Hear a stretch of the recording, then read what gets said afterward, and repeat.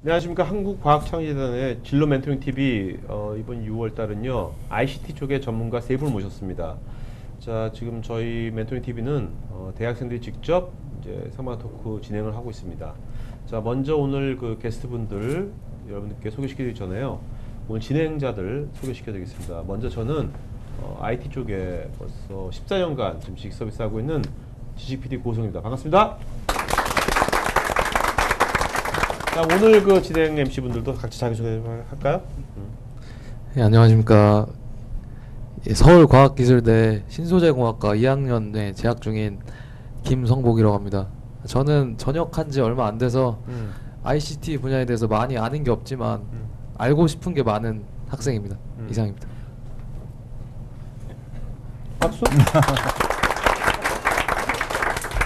네, 저는 중앙대학교 생명자원공학부 주간대학교? 중앙대학교 발음 정확합시다. 오케이. 생명자원공학부에 재학 중인 신동호라고 합니다. 오케이. 저는 이제 다르게 좀 이제 곧 입대를 앞두고 있어서 아. 더더욱 더 관심이 많은 신동호라고 합니다. 네. 자, 그러면 그 이 세 분의 게스트분인데요. 여기 손 대표님부터 이제 회사가 어떤 회사인지 좀 짧고 진하게 좀 알려주시겠습니까? 예. 네, 먼저 본인 소개도 하고요. 네. 예, 안녕하십니까. 저는 더리얼 마케팅의 손종희라고 합니다. 저희 회사는 그 전자영수증, 디지털 리시트를 기반으로 해서 핀테크 결제들이 그 오프라인 매장에서 결제할 수 있는 일종의 모듈을 제공하고 그런 인프라를 만들고 있는 회사입니다. 네. 자, 그러면 그 전자세금계산서라 예. 하면 지금 그것이 쓰이고 있나요, 지금요? 지금 일반적으로 전자영수증이라면 다들 헷갈리시는 게 네. 지금 말씀하신 대로 전자세금계산서, 네네. 텍스비라고 네네. 일반 리시드, 영수증하고 헷갈려하십니다. 네네. 영수증이라 하면 일반 매장에서 모든 분들이 편의점이든 음식점이든 카드를 내든 현금을 내든 네. 영수증을 받으시잖아요. 그렇죠, 그렇죠.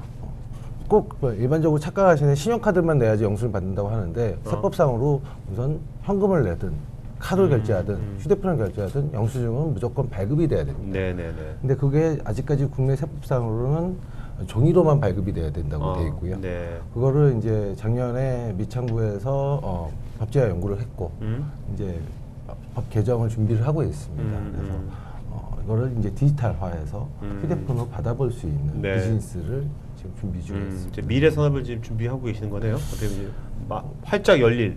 그렇죠. 앞으로. 이제 어떻게 보면 이미 인프라가 충분한데도 불구하고 아직까지 사람들의 또는 법적인 고정관념으로 인해서 못했던 비즈니스들을 네네. 현실화시키고 생활 밀착형 형의 IoT 또는 ICT라고 할 수 있죠. 네, 알겠습니다. 네.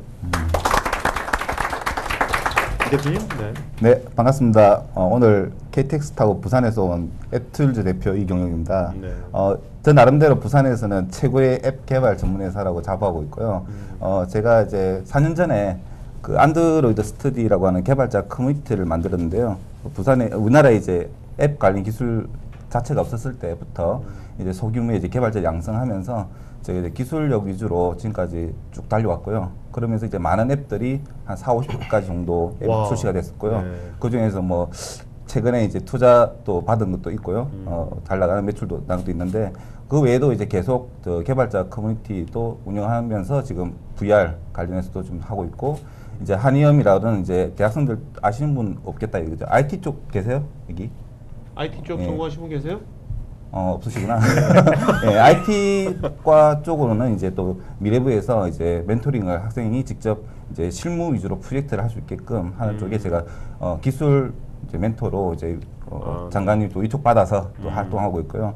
그 외에도 여러 가지 이제 기술 전수라는 이제 멘토 활동을 꾸준히 하고 있습니다. 네. 네, 안녕하세요. NSHC의 최병규라고 합니다. 이름이 쉽지 않은데 NSHC에서 네트워크 시큐리티 해킹 클럽 대학교 해커 클럽에서 시작한 회사고요. 그래서 국내에서 화이트헤드 해커라고 하는 그 좋은 의미의 좋은 의지를 가진 해커들을 가장 많이 보유한 회사라고 보시면 될 것 같습니다. 현재 국내에서 금융권 중심으로 모바일 앱 어플리케이션, 보안 어플리케이션을 가장 많이 보급하고 있는 회사고 지금 국내를 넘어서 해외 쪽을 가기 위해서 지금 많은 노력을 하고 있고 현재 싱가포르, 일본, 중국, 홍콩에 법인을 만들어서 지금 회사 주력을 상당히 해외 쪽에 나름대로 의미 있는 성과를 내보려고 열심히 뛰고 있는 전문 보안 회사입니다. 네, 반갑습니다. 네. 자, 뭐 약간 번외지만 혹시 여기 지금 취업 준비하시는 분 계세요? 있으면 손 들어보세요. 뭐 취업 준비 아직 없나? 있으면 혹시 이 회사들 혹시 듣다가 대표님들 만났으니까 나중에 이제 서로 연결돼도 좋을 것 같아가지고요. 그게 없네. 네. 자, 그러면 오늘 이제 한번 이 각 멘토분들 어떤 분들인지 알아보도록 할까요? 네. 예, 손정인 대표님 질문 하나 있습니다.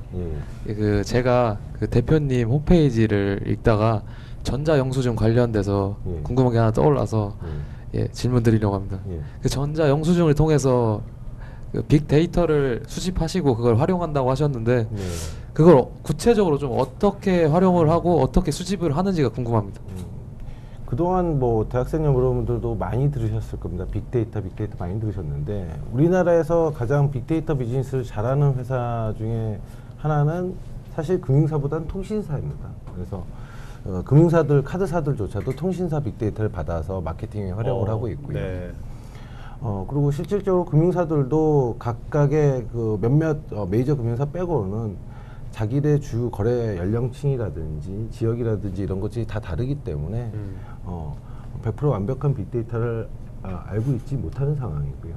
그리고 실질적으로 가장 중요한 건 결제 수단을 갖고 있는 금융사들이 지금 현재 제일 문제점은 뭐냐면 어디서 무엇을 고객들이 사는지는 어디서 구매 활동을 얼마큼 하는지는 아는데 무엇을 사는지는 모릅니다. 왜냐하면 이제 카드사가 받는 정보는 물품의 총액, 결제액, 어느 매장의 그건 안 나오나요? 그 품목은 안 나와요? 네, 품목은 못 받습니다. 그거는 일반적으로 우리가 카드사에서 문자 서비스나 앱 서비스 받는 건 네. 사용 승인 내역에 대한 서비스인 거고요. 영수증 서비스는 아닙니다. 네. 영수증 서비스라면 그 해당 매장에 대한 디테일한 사업자 정보도 있어야 되지만 내가 그 매장에서 아이스크림을 먹었는지 바지를 샀는지 바지를 2벌 샀는지 3벌을 샀는지까지 상세 내역이 나와야 됩니다. 네네. 그렇기 때문에 저희 그 영수증 비즈니스를 하게 되면 물품에 대한 어떤 니즈가 있고 고객들이 어떤 시기에 예를 들어서 롯데백화점에서 어떤 특정 카드를 브랜드 얘기해도 되나요? 네네, 해도 돼요. 특정 백화점에서 특정 카드를 이용해서 물건을 산 건 아는데 이 사람이 신사복을 샀는지 양말을 샀는지 모르잖아요. 만약에 신사복을 샀다는 걸 알면 그 사람에게 다른 브랜드를 추천하고 다른 제품을 추천할 수 있는 그런 데이터 사업이 될 수 있겠죠. 그리고 가장 심플한 얘기입니다. 그러니까 우리나라에서 지금 벌어지는 모든 그 거래 행위, 그죠? 예, 돈을 예. 내고 개인들이 예, 예. 그런 것들에 대한 품목 정보가 예. 다 수집이 되니까, 그죠? 그렇죠. 이제 물론 그거는 이제 개인들의 본인의 동의에 해서 수집이 돼야 되겠죠. 네네네. 네, 그렇지만 충분히 동의하에서 수집이 된다면 고객들이 자기들이 진짜 좀 더 편리하고 합리적인 서비스를 네. 말 그대로 ICT가 되는 거죠. 커뮤니케이션이 되는 거니까요. 정말 고객과 응용부장 이제 많을 것 같아요. 예, 그러니까 어떤 고객이 A란 물건 사면 B란 물건 같이 사는 경우가 굉장히 많더라. 상관관계가 나올 거 아닙니까? 뭐 맞습니다. 이런 것들을 같이 해서 복합 상품을 만든다든지 맞습니다. 여러 가지로 응용될 것이 많을 것 같네요. 그런 정보를 해당 유통 업체에서만 대부분 알고 있는데 그거를 좀 전체적인 산업 분야라든지 그런 걸 적용을 하게 되면 생산량이라든지 이런 부분들도 좀 통제가 가능할 거고요. 효율적으로 만들 수도 있을 거고. 이상입니다. 제가 궁금했던 점이 어느 정도 좀 해결이 된 것 같은데 저 원래 그게 좀 제가 알고 있던 거는 그냥 그 무엇을 구매했는지도 알고 있을 줄 알았는데 그게 안 된다는 게 좀 놀랐습니다. 그리고 이제 결제 수단이 지금 앞으로는 굉장히 다양해질 겁니다. 지금 외국에서는 스웨덴 같은 경우는 지금 이미 현금 없는 가게가 생겨났습니다. 이제 현금 그 거스름돈을 안 거스려주겠다고 네. 얘기를 하고 있고요. 그리고 굉장히 우리나라에서도 한은에서도 2020년까지 동전을 없애겠다 발표한 바가 있고요. 그러면 굉장히 우리나라 같은 경우는 핀테크 업체만 지금 현재 나와 있는 게 30개, 네. 앞으로 나올 것까지 하면 50개인데 그동안 신용카드하고 현금만 가지고 물건을 샀다면 이제는 추가로 50개의 결제 수단이 나오겠죠. 그러면 그거에 대한 데이터 비즈니스가 그동안에는 되게 심플했다면 이제 앞으로는 좀 더 복잡해지겠죠. 혹시 핀테크 얘기가 나와서 드린 질문입니다.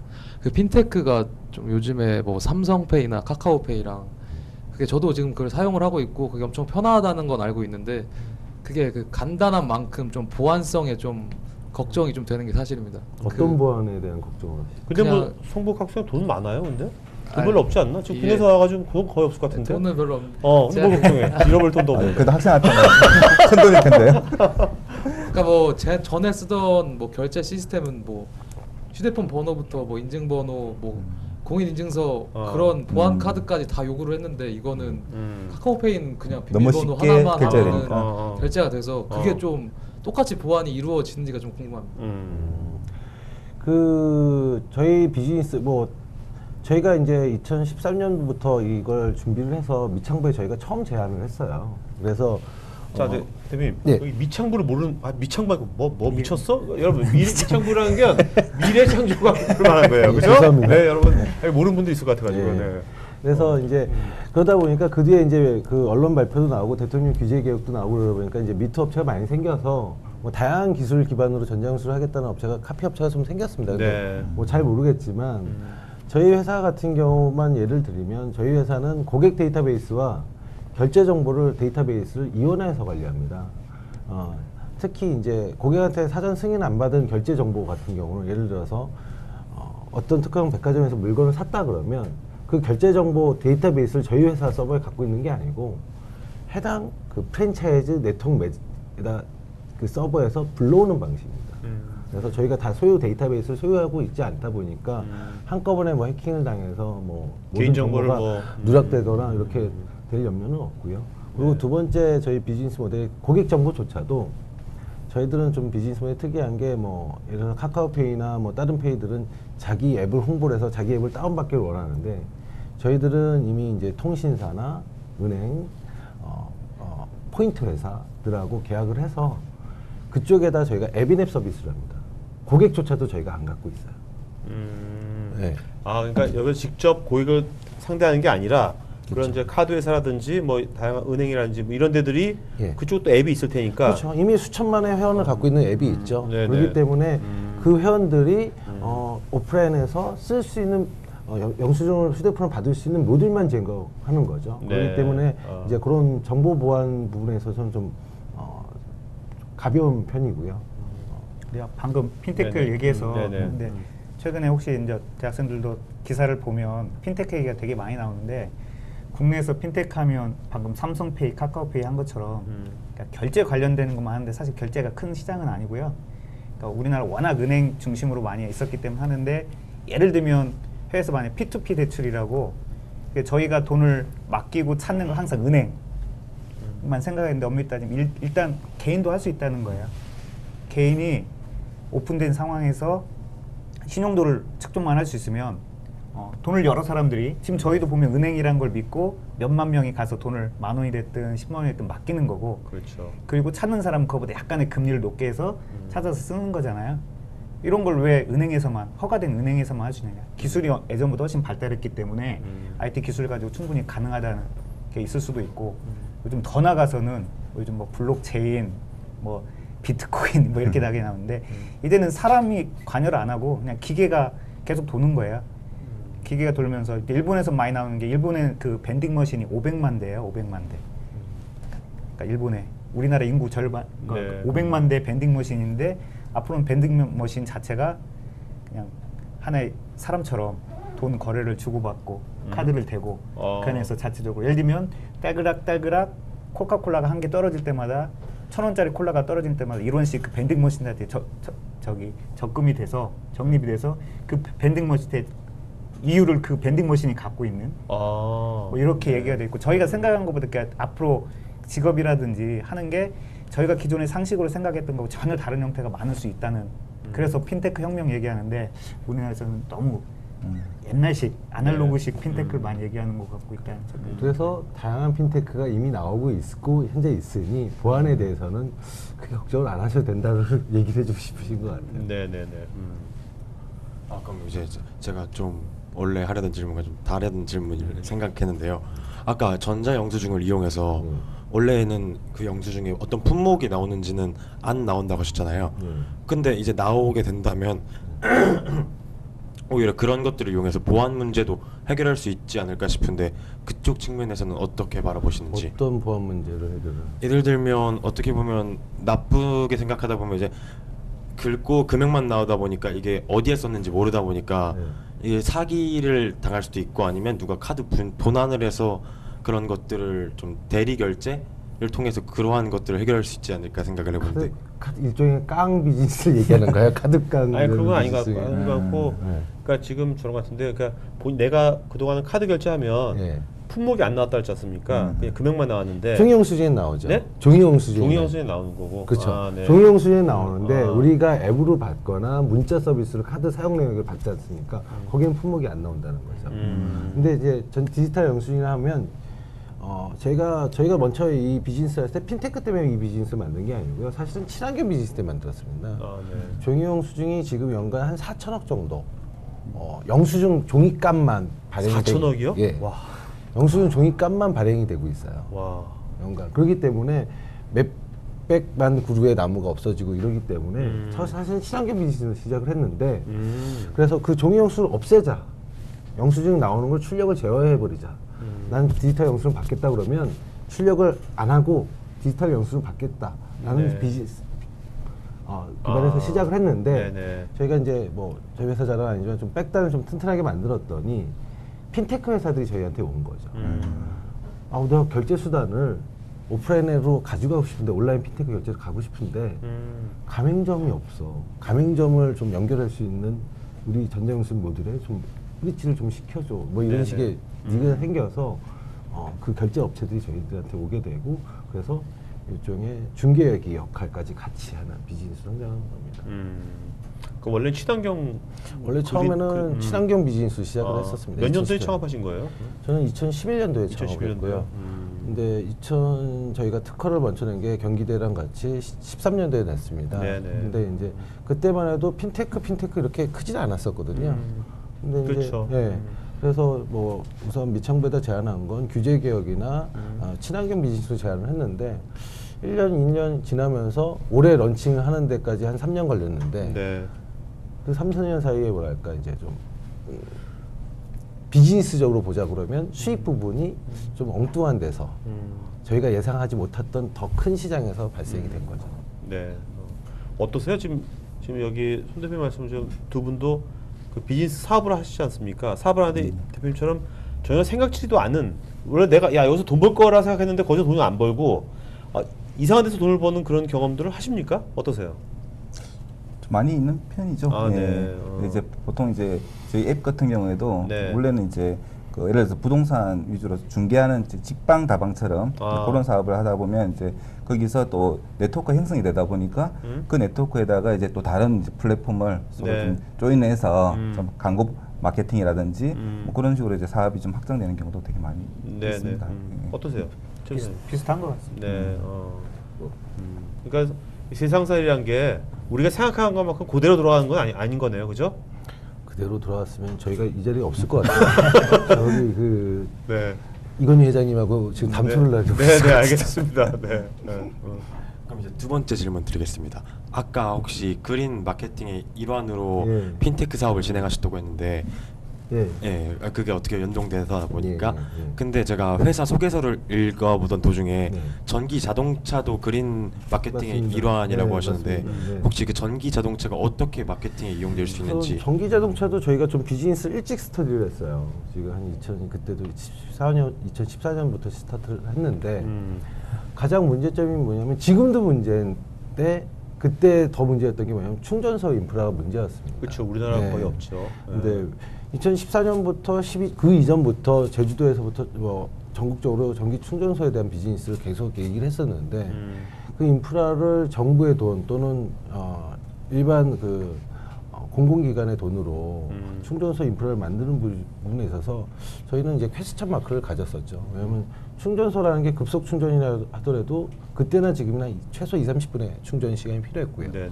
광선 충전 같은 경우는 굉장히 오랜 시간, 8시간 이상의 충전 시간이 필요한데 그러면 20-30분의 그 충전 시간을 누가 그 주유를 하면서 기다리겠느냐 해서 그렇죠. 시작을 그렇네요. 했습니다. 그래서 저희들은 이제 두 가지 부분을 생각했습니다. 왜 맥도날드에서 충전을 하면 안 될까? 왜 커피숍에서 충전을 하면 안 될까부터 시작을 했는데 뭐 사람의 아이디어가 다 비슷하다 보니 저희가 처음에 제주도 가서 제안했던 것들이 요즘 이제 현실화되고 있더라고요. 그리고 두 번째로는 요즘 뭐 마케팅적으로 팝업 스토어들을 많이 하지 않습니까? 자기 제품들을 좀 알릴 수 있는 네. 기회라든지 이런 걸 많은데 충전소들이 일종의 주유소라 그러면 주유소 어디에 있습니까? 보통 사거리에 있거나 그렇죠. 이동인구가 많거나 차량이 많은 곳에 있지 않습니까? 네네.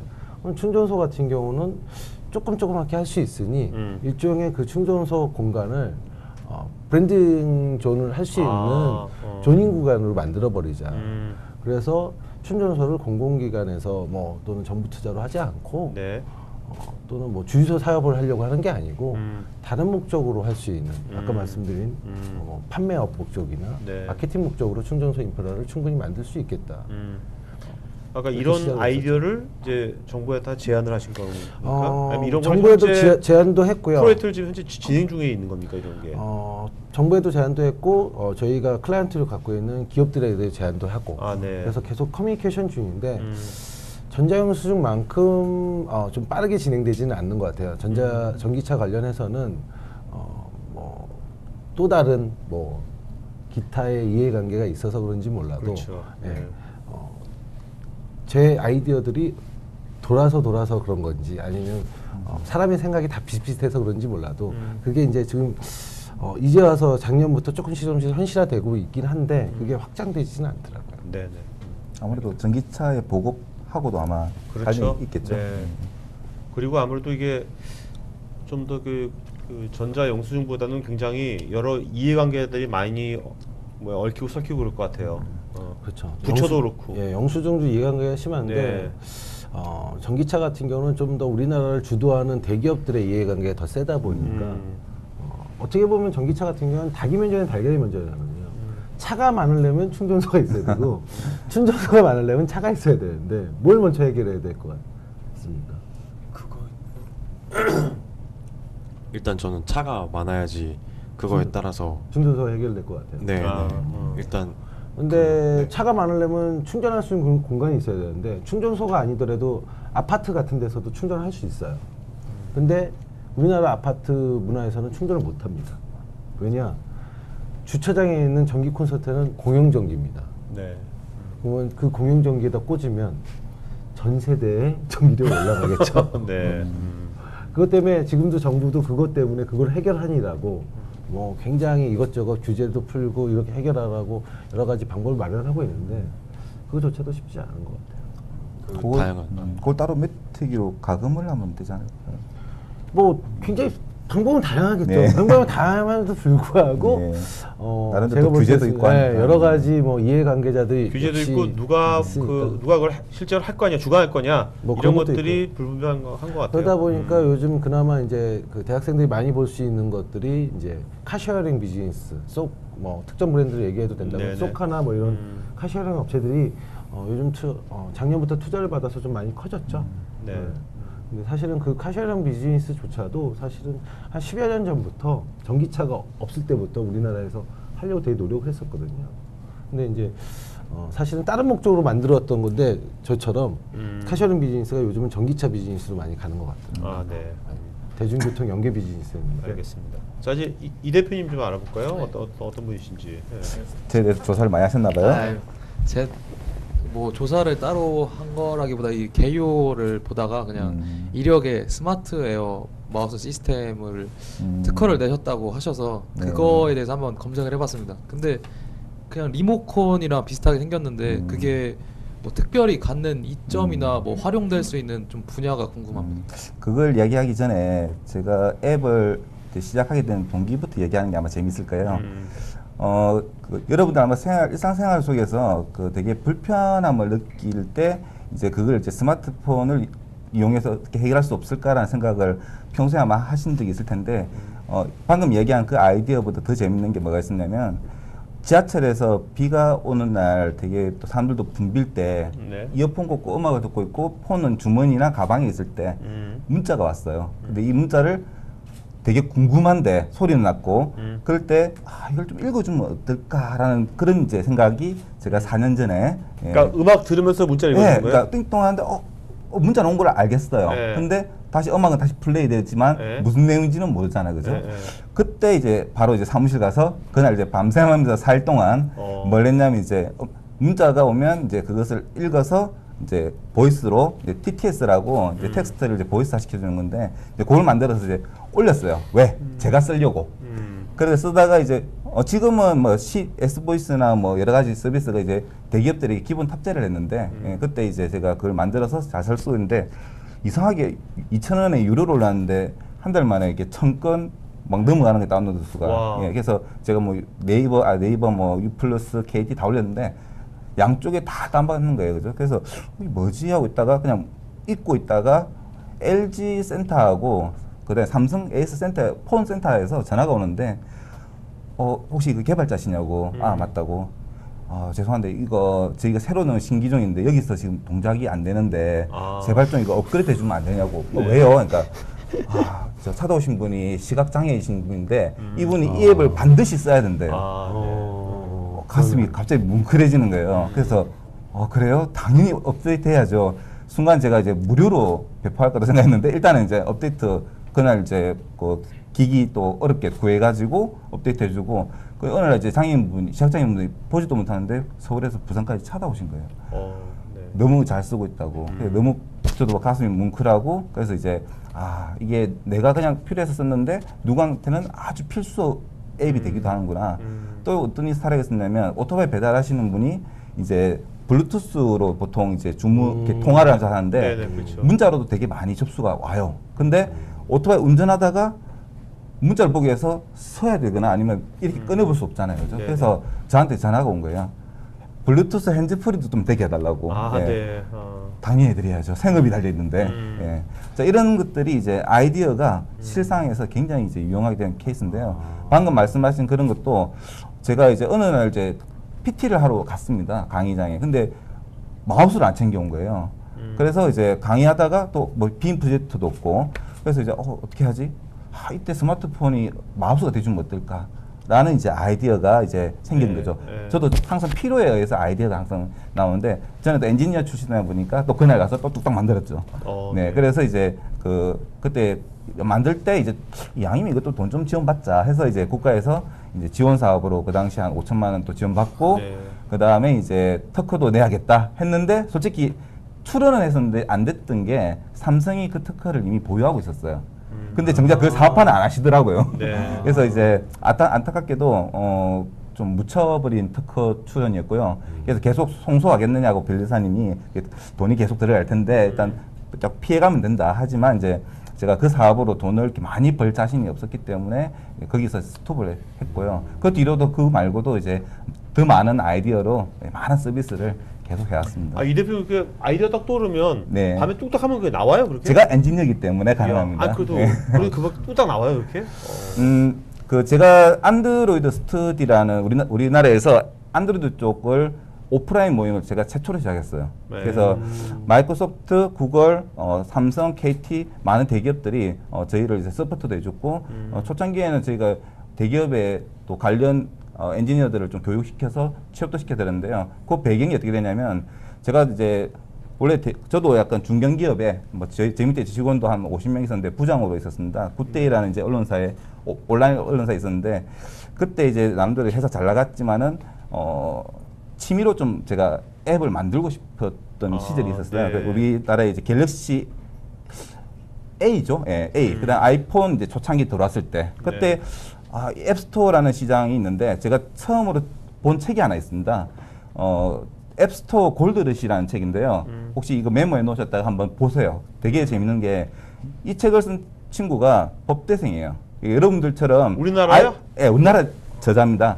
여러분들처럼 그냥 IT하고 관련 없는 그냥 일반 분야의 학생이었는데 유학을 갔다가 해외에서 처음 아이폰을 접하게 됩니다. 1년 전에 우리나라에 출시하기 1년 전에 해외에서 먼저 출시했기 때문에 그 친구가 이제 그 앱을 보다가 앱스토어라는 걸 이제 보게 됩니다. 우리나라에서는 그 당시만 해도 우리 뭐 피처폰이나 그다음에 PD폰 이런 시절이 있었죠. 제가 속아서 샀던 폰 중에 하나가 천지 천지. 창조라고 하는 뭐 옴으로 시작하는 폰이 하나 있어요. 예. 그거 쓰면서 이제 참 고생을 많이 했는데 그 친구도 이제 해외에서 이제 그 폰을 보고 앱스토어라는 걸 발견하고 나서 굉장히 이제 충격을 받습니다. 내가 이런 앱들을 언제든지 받을 수가 있구나. 우리나라에서는 게임도 국한돼 있었거든 그 당시에 스마트폰에 그렇죠. 네. 뭐 고수도 이런 것들 이제 몇 가지 그것도 굉장히 비싸요. 특정 통신사에서 이제 묶어놨죠. 특정 개발 회사만 이제 납품할 수 있고 특정 이제 기업들만 이제 돈을 버는 약간 그런 구조였는데 이 친구가 이거 분명히 세상이 바뀔 거다.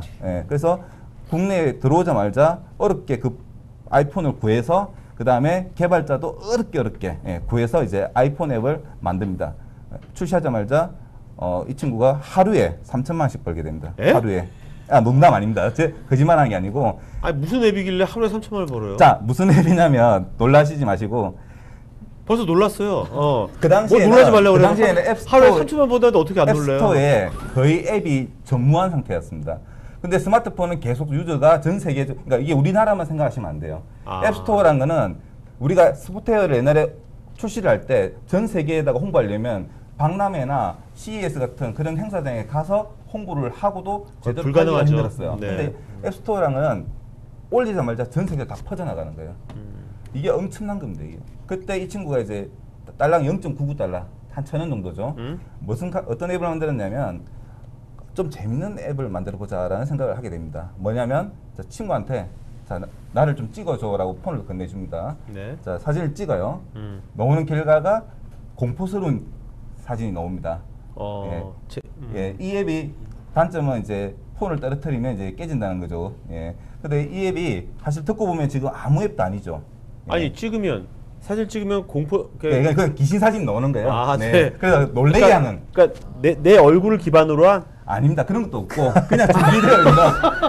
자, 지금 여러분들 들을 때는 여러분들 수준에서도 책 한 번 보면 만들 수 있겠죠. 네. 근데 그 당시에는 그 카메라를 굉장히 제어하는 제가 제가 용어를 좀 쓸게요. 그 카메라를 제어하는 라이브러리나 API가 그 당시에는 잘 안 돼 있었어요. 네, 이게 네. 뭐냐면 좀 더 개발하기 쉽게 해주는 그런 리소스인데 그것이 없는 상태에서 개발하기도 되게 어려웠어요. 네, 자, 이 네. 말을 왜 하냐면 자, 이 친구가 그렇게 간단하게 만든 앱으로도 올리니까 뭐예요? 없으니까 호기심에 다운을 받는 거예요. 그 당시에 어떤 또 이슈가 있었냐면 야. 안드로이드 앱스토어가 나오자마자 제일 핫한 앱이 이슈가 됐던 게 하나에 100만 원인가 1000만 원인가 하는 앱이 있었어요. 지금도 올라가 있습니다. 100만 원. 그래서 이 앱이 무려 100건이 넘게 다운로드가 됐는데 1억? 와. 실행해 보면 이것도 제가 거짓말이 아니에요. 네. 실제로 있는 사실인데 실행해 자, 보면 그 몇 년도입니까 그게? 한 4년 전이라고, 4년 전. 4, 5년 전이라고 보시면 돼요. 얼마 안 네. 됐네. 워낙 급변하니까. 네. 클릭하면 당신은 행운의 앱을 구입하셨습니다. 예, 감사합니다. 잘 쓰겠습니다. 자, 어이구, 감사합니다. 자, 이런 이슈가 초창기에 있었던 거예요. 네. 예, 왜냐면 이제 그런 이제 약간 아까 제목이 골드러시였잖아요. 네. 옛날에 이제 서부 개척 시대 때 건강을 캐는 사람만 돈을 버는 게 아니고 그 주변 산업들이 같이 발전하게 됩니다. 그렇죠. 청바지 뭐 팔고. 청바지도 팔아야 되고 꽃갱이도 팔아야 되고 술집, 여관 뭐 다 뭐 발전하게 되는 거죠. 이런 게 이제 앱스토어의 골드러시가 된 거예요.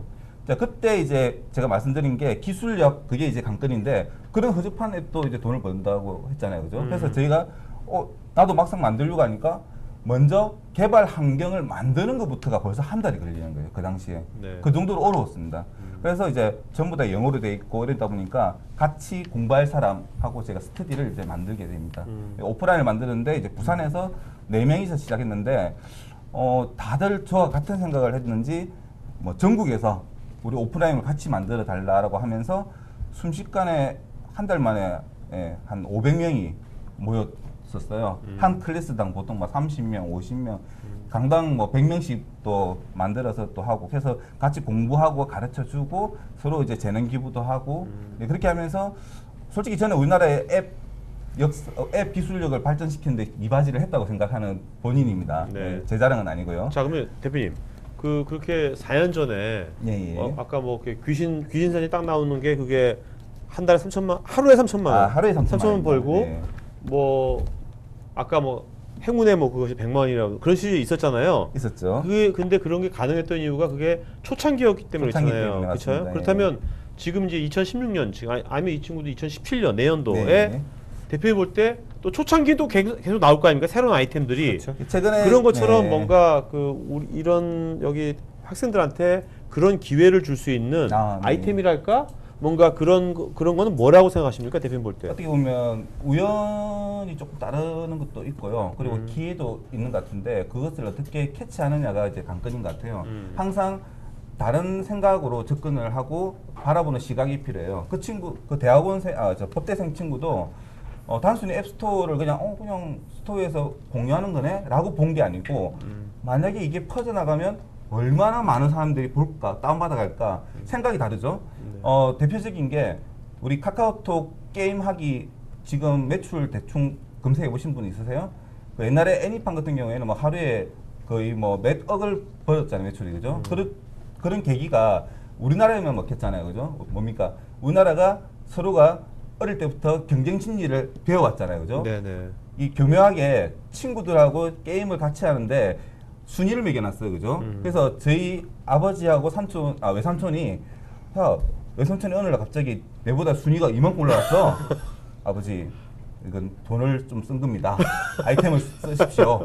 라고 해서 알고 봤더니 외삼촌이 50만 원을 쓴 거예요. 아, 예. 네. 이게 사람 심리가 네. 누군가를 경쟁하는 거를 굉장히 교묘하게 자학하는 아이디어를 거예요. 낸 거죠. 그리고 지하철에서도 짧게 해야 된다는 그 아이디어로 테스트를 굉장히 많이 했어요. 지하철에서 한 코스에서도 내릴 수 있게끔 그 간격 사이에 49초, 그러니까 1분도 아니에요. 49초인가 뭐 하여튼 그런 시간이 있어요. 그까지 해서 게임이 끝날 수 있게끔 한 미션이.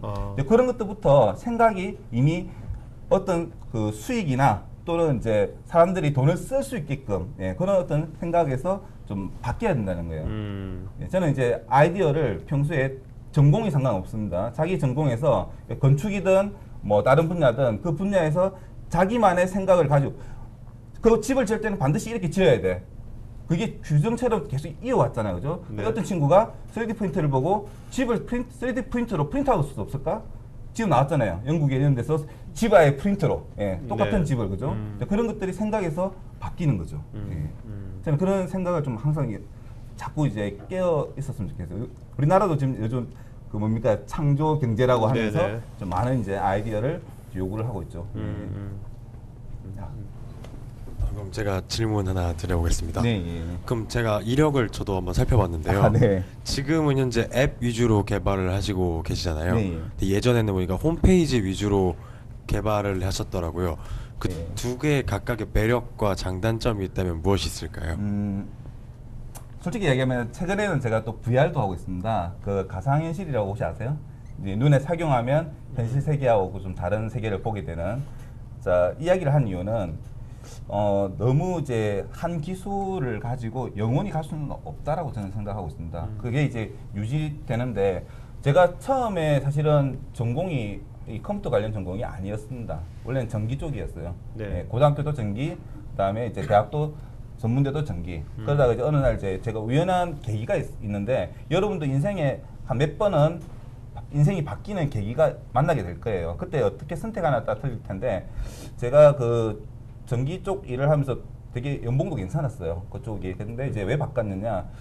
우연히 이제 그 대학생 우리나라에서 지금 앱처럼 그 당시에도 홈페이지가 굉장히 이슈가 될 시절이 있었어요. 네. 그때 이제 홈페이지 경진대회가 우리나라에서 대학생 1회 대학생 지금으로 치면 이제 미래부 장관님 상이 이제 걸려 있는 그런 대회가 있었어요. 그때 제가 공모전에 나갔는데 그때 뭐를 만들었냐면 지금은 여러분들 네이버가 그 당연히 시작 페이지로 생각하시지만 그 당시에는 야후라고 들어보셨어요?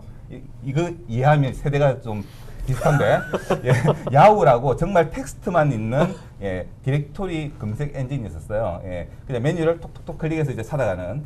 자, 그때 제가 이제 너무 안 이뻐. 그래서 이제 지금의 네이버처럼 막 사진도 있고 해서 포털 사이트를 한 달 동안 3,000페이지를 제가 노가다로 코딩을 했어요. 왜?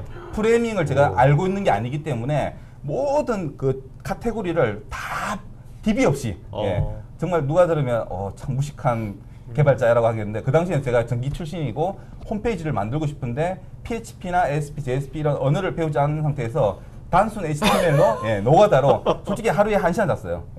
이 대회 내 무조건 상 받는다. 그래서 받았어요. 야. 장려상. 아쉽지만 장려상 받고 상금도 받고 하여튼 그때 장관님하고 제가 사진도 한번 찍고 그렇게 했었고요. 그게 이제 이 길이 내 길이다 라고 바로 뭘 했냐면 학교를 편입합니다. 그때 컴퓨터과를 안 갔고 이제 멀티미디어과라는데 가서 제가 이제 교수님한테 찾아갔어요. 교수님, 저 2년 동안 제가 전기만 하다가 2년 남았는데 제가 2년 동안 축구라고 공부해야 된다. 교수님 방에 책상 하나 놔달라고. 와, 골 때리죠. 어느 날 갑자기 찾아와서 책상 하나 내놔라니까. 사실은 제가 왜 그랬냐면 컴퓨터과는 랩실이 있어요. 그래서 이제 입학하면 이제 보통 한 3학년 되면 이제 랩실 봤는데 이미 다 차지하고 있는 거예요. 그 말은 안 하고 제가 이제 청소 다 해드리겠다. 그리고 이제 신분 다 하겠다 하면서 이제 자리를 하나 주신 거예요. 그러다가 이제 정말 청소도 잘하고 그리고 이제 공부도 이제 정말 열심히 했죠. 그때 제가 기억 남는 게 학교가 이제 12시 되면 문을 잠그기 때문에 다 나가야 돼요. 네. 교수님도 보통 11시 되면 이제 가시는데 저 마무리만 더 하고 가겠습니다 하고 그 당시에는 락구락구도 없습니다. 그래서 이제 그 얇은 이불 있죠. 그거 이제 책상 뒤에 숨겨놨어요.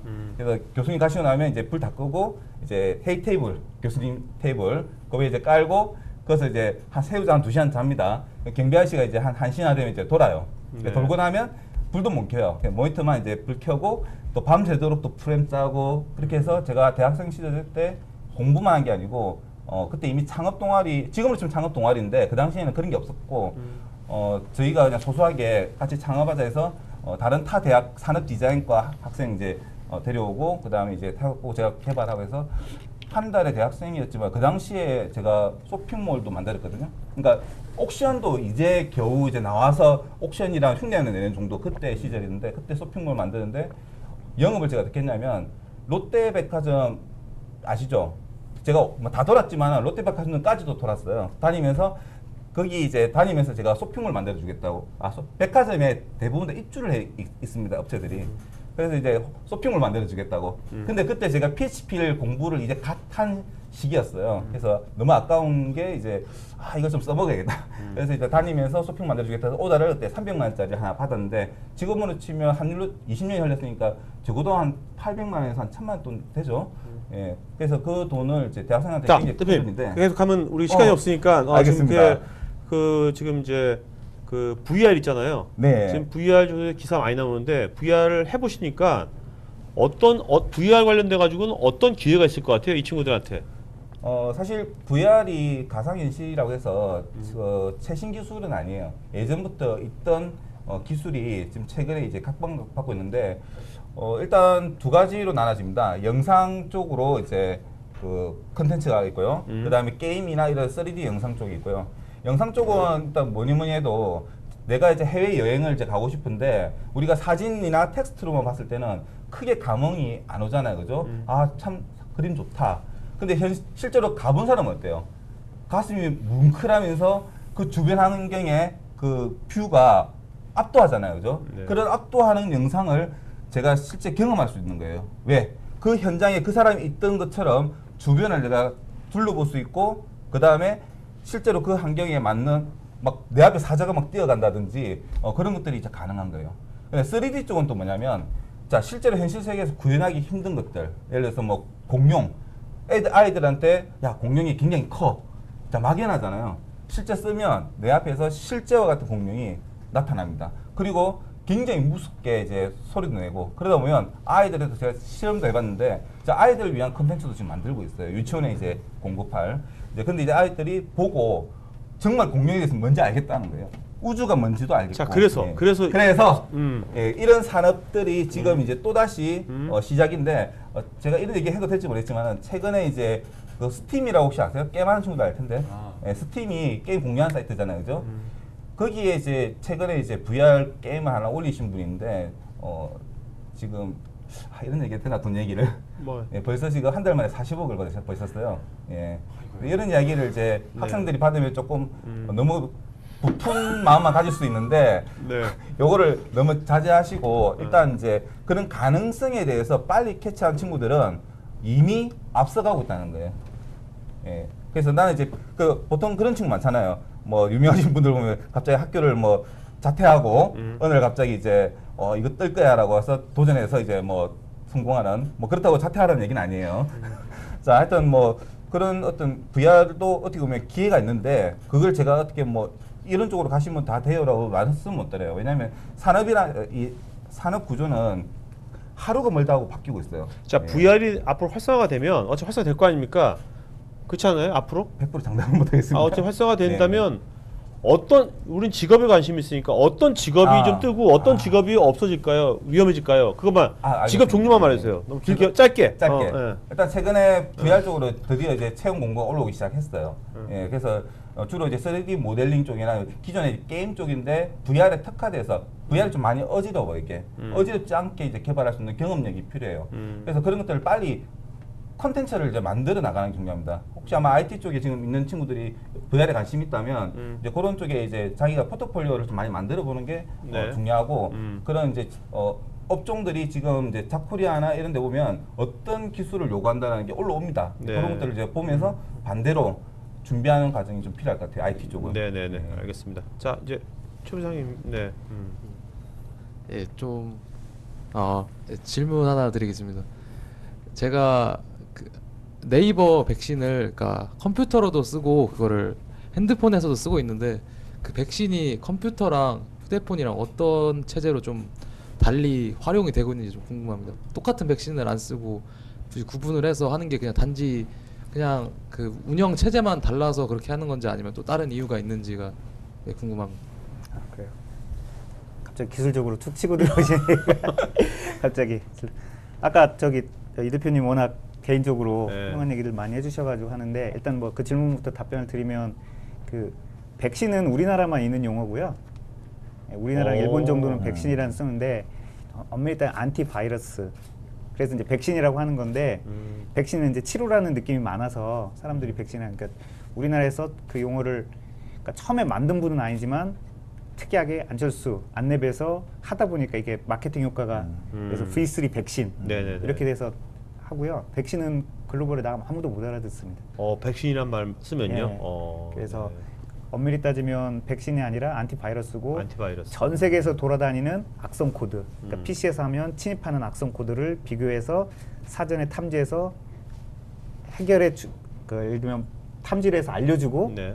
그 다음에 차단까지 해준다고 하면서 백신이라는 용어를 하는데 엄밀히 하면 100% 차단은 불가능해요. 그래서 백신하면서 뭐 불신론 백신으로 할 수가 없다는 게 당연히 할 수 없죠. 수많은 공격들, 수많은 악성 코드들이 나오는데 그걸 실시간으로 해결할 수 있는 건 불가능하고 엄밀히 따지면 바이러스라는 정보를 당신 폰에 혹은 당신 PC에 걸릴 수 있는 바이러스라는 걸 탐지하고 알려주고 하는 걸로 하는 게 맞고 네. 그 용어들이 이제 우리나라 오면서 좀 강하게 남들보다 강하게 하면서 바뀐 케이스들이 많이 있는 거라고 보시면 될 것 같습니다. 그러면 지금 우리들이 뭐 그냥 사용자 입장에서 이게 스마트폰 다 쓰고 있잖아요. 네. 저는 제 스마트폰에 저는 그런 뭐 안티바이러스 백신 안 깐 것 같은데 저는 제 생각에는 처음에 이제 폰 깔려 제조사가 있어요? 폰 기본적인 건 다 깔려 깔려 있는 있어요. 거예요. 네. 그럼 우리들 스마트폰은 저도 그런 기본적인 그런 거에 대한 위험에 대한 방지는 폰을 살 때 다 돼 있는 겁니까? 그러면? 기본은 돼 있다고 보는 게 맞고요. 그러니까 항상 지금 저희 같은 경우에도 여러 가지 나오는데 예를 들면 금융거래를 한다. 그러면 금융거래를 할 수 있는 어플리케이션을 금융권에서 만들겠죠. A라는 은행에서 만들어서 배포하는데 그 A라는 은행이 해당되는 폰을 믿을 수 있나 없나 전혀 다른 얘기예요. 왜냐하면 개인 폰이잖아요. 그래서 기본적으로 백신이라든지 이런 안티바이러스 프로그램이 없다고 전제를 하고 만들어야지 처음에 만들 때 있다고 전제를 하면 안 되기 때문에 해당되는 앱에도 백신이란 프로그램이 깔려 있는 거죠. 좀 더 강한, 조금 더 좋은 돈을 다 주고 만든 그렇지만 기본적으로 핸드폰에는 있다고 봐야죠. 통신사가 이미 처음에 넣었던. 보통 컴퓨터 인터넷 뱅킹 할 때도 보면 네. 그 백신 프로 인터넷 뱅킹 들어가면 백신 프로그램이 같이 깔리듯이 휴대폰도 보통 같이 깔리는 그 앱들이 많습니다. 네. 자, 최 부장님 아까 회사 이름이 해킹 클럽 예. 뭐지 않습니까? 뭐 해보면 해커들 굉장히 많이 보유하고 있다고 그랬는데 네.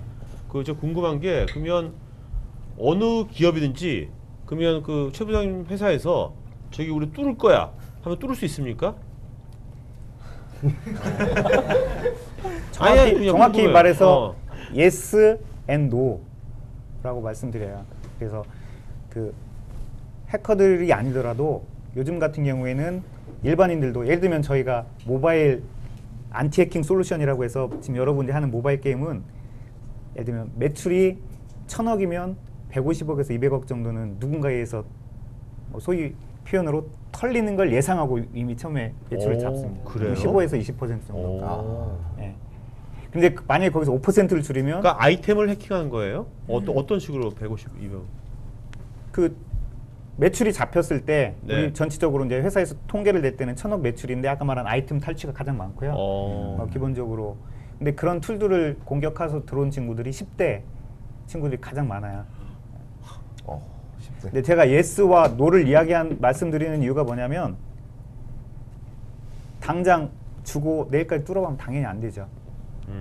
이걸 6개월, 1년. 왜냐하면 그 사이에는 틈들이라는 게 단순히 시스템이 잘못 만들어진 게 아니라 네. 사람들의 사용 패턴, 사람들이 사용하는 방법론. 그래서 저희가 지금 최근에 문제 사고 나온 것들은 보면 거의 대부분 사람이 잘못한. 그걸 가지고 6개월, 1년 동안 계속 지켜보는 거예요. 예. 그러니까 그 틈이 생길 때까지. 그러니까 그 회사 어떤 회사라면 네. 그 회사의 뭐 임직원들 그렇죠. 동태를 다 본다는 거죠. 네. 해가지고 그래서 이제 워터홀이라고 요즘 많이 하는데 오아시스에서 어디에 가면, 그러니까 예를 들면 사막에서 사자가 어딜 가면 많이 되냐면 오아시스 근처에서 숨어 있는 거예요. 네. 나타날 때까지. 그런 그 가능성이 있는 지점에서 네네네. 나타날 때까지 기다리는 네, 뭐 제일 이런 좋은 형태로 방법이 해서. 바이러스 메일을 임직원한테 보내는 거예요. 네네. 그래서 최근에 이제 여러 가지 사건들 나오고 저도 보안을 최근에 들어가는데 이렇게 많은 사건 사고들이 있었는지 라고 하는 거에서 충분히 그럴 수 있다는 생각이 듭니다. 네. 그럼 최근 대형 은행들의 개인정보 유출도 그러한 방식으로 혹시 유출이 되는 건가요?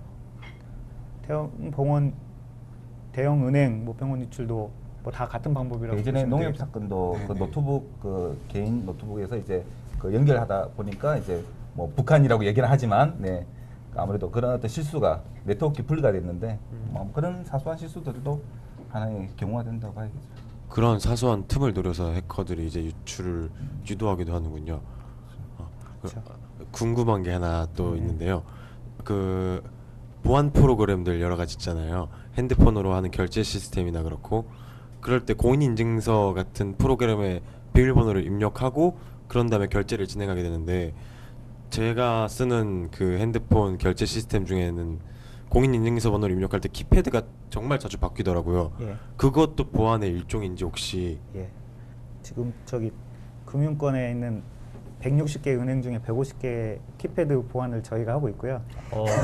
여러분들이 아주 불편하게 쓰는 걸 저희가 제공하고 있는 회사인데 그 되게 심플합니다. 그게 없으면 그 순간적으로 패스워드가 메모리에 한번 남게 되는데 그걸 탈취하는 게 가장 쉬운 방법이에요. 그래서 패스워드 탈취를 막을 수 있는 방법으로 우리나라 금융감독원에서 권고하는 사항, 권고라고 하는데 반강제적인 거고요.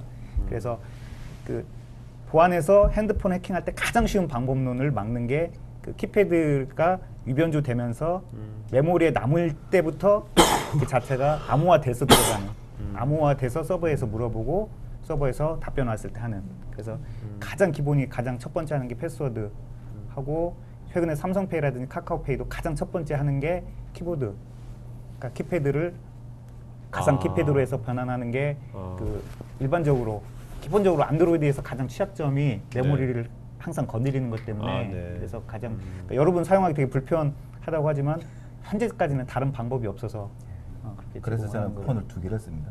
네. 메인 폰은 딱 은행 뱅킹과 카톡만. 아. 나머지 한 개는 5만 앱을 다 깔아보는. 아. 그래서 좀 분리를 하고 있어요. 못 믿어서. 왜냐하면 앱 쪽을 하다 보니까 방금 말씀하신 기술적인 취약점이 너무 많이 보이기 때문에. 한때 왜 손전등 앱 유명하잖아요, 그죠? 개인정보 여러분들 위치부터 시작해서 모든 정보를 그 해커한테 다 전달했던 엄청난. 손전등 앱이요? 손전등 앱을 설치할 때 보면 권한을 다 달라고 해요. 뭐 파일 읽을 수 있는 거나 전화번호, 그 다음에 뭐 메일 주고받는 것까지 싹 다 이제 요구를 하는데 못 모르고 이제 그냥 무료니까 수락하죠. 거기 보면 이제 저장소까지 싹 다 권한을 주는데 최근에는 마시멜로부터 약간 좀 보안이 업됐지만은 예전에 보안이 됐다고 해도 기본적으로 애플리케이션을 깐다는 건 권한을 일정 정도는 준다고 보면 되기 때문에 해당되는 거에서 함부로 깔게 되면 지금 내 폰은 다 건드릴 수 있다고 보시는 게 맞습니다. 그러니까 이렇게 가능한 거 저는 만약 제가 상상을 해보는데 만약 제가 해커라면 저는 이제 PC보다는 스마트폰도 다 있으니까 네. 스마트폰에 우리는 또 지인들 연락처도 있잖아요. 네. 한 이게 여기 다 있는 거잖아요. 그러면 저는 이제 들어가서 어떤 당시에 들어가서 그 사람 스마트폰에 잠복했는 거죠. 잠복해서 그 스파이처럼 이 얘가 카톡을 누구랑 하고 있는지 연락처 누가 있는지 뭐 이런 거 다 본 다음에 거기서 뭔가 그걸 통해서 감염을 시킨 다음에 어느 순간 그다음에 한번 크게 한번 뭔가를 일으키는 그런 거를 하면 어떨까? 해커라면 그런 사건도 많이 나왔습니다. 아 그래요? 최근에 어. 우리나라에서 이스라엘 해킹, 그러니까 이탈리아의 해킹팀이라는 회사가 했던 그 감청 프로그램이 전형적으로 그러니까 내 스마트폰이 여기 보통 하게 되면 이제 녹음도 안드로이드 되잖아요. 네. 그러니까 내가 하는 그 말하는 것을 얘가 녹음을 해놓는 거지. 나도 모르게. 그리고서 그걸 갖고 나중에 뭔가 협박을 한다든지 뭔가 이렇게 한다든지. 대표적인 협박이 이것도 이제 가능한 겁니까? 해킹으로 아니, 가능한 아직, 거예요? 그러니까 해킹이 아니라 일반적으로 어플리케이션 할 때 만들 수 있는 네. 그런 일종의 그것도 스파이어로 그러는데 일종의 그런 스파이어는 이미 너무 많이 나와 있어요. 네. 그래서 보통 그 신분센터 특히 뭐 이렇게 뉴스 볼 때 보면 네네. 신분센터에서 누군가를 추적을 요청하거나 이럴 때 그런 스파이어도 많이 쓰고 있고요. 네. 진짜 그게 이제 영화에서만 나오는 그런 게 아니고 현실에서도 많이. 네.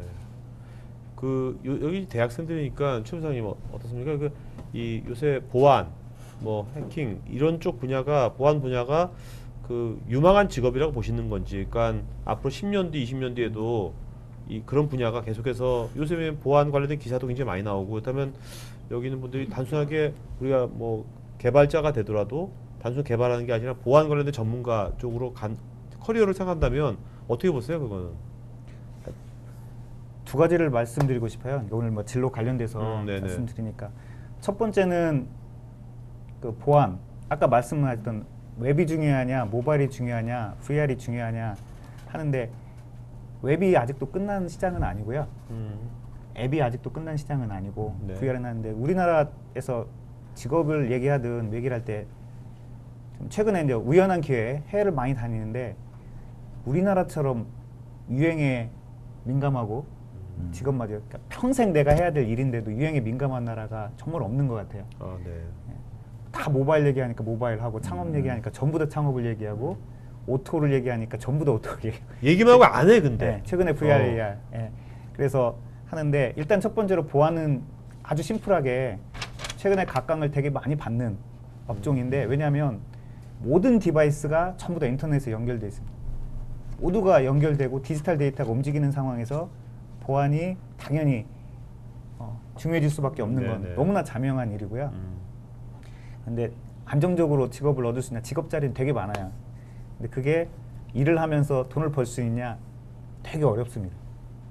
왜냐하면 점점 더 보안은 규제하고 가장 많이 싸우는 쪽 중에 하나예요. 그래서 예를 들면 지금 아까 말한 해커들 같은 특히 앞으로 보안은 내가 유명한 해커가 되고 싶은데 망 중립성이라고 해서 누구나 들어갈 수 있는 망 말고 그 이상으로 들어가면 불법입니다. 되게 쉽게 들어갈 수 있는데도 규제로 해서 해요. 그래서 A라는 은행에 되게 쉽게 안으로 들어갈 수 있어도 아무도 들어간다고 말을 안 하고 있는. 예. 그러면 그 사람들이 어떻게 했냐면 그 데이터를 어떻게 했어? 중국에는 저희가 생각하는 몇십 조의 블랙마켓이 있는데 블랙마켓 딱 그냥 5천만 원 바로 현금으로 들어와요. 예. 그러니까 거기서 그 인성이 되게 중요한 게 보안을 하면서 이 친구들이 거기에 휩쓸려가지 않게 하려고 어떻게 해야 되는 되게 어려운 문제인 거예요. 네. 나라의 전체적인 제도를 바꿔야 되는 그런 형태에서 특히 다른 때보다 이 보안 쪽으로 오면서 많이 느낀 게 그 진로라든지 아니면 직업이라는 게 결국은 돌고 돌아서 밖을 보는 게 아니라 자기를 보는 게 맞다라는 생각을 특히 최근에 네. 젊은 친구랑 일하면서 많이 느끼는데 그러니까 모든 일은 요즘 많이 최근에 이제 페이스북에서 떴었는데 자기가 진짜 문제 인지 능력 아까 지금 하셨던 것처럼 되게 많은 호기심을 가지고 많은 질문을 던지시잖아요.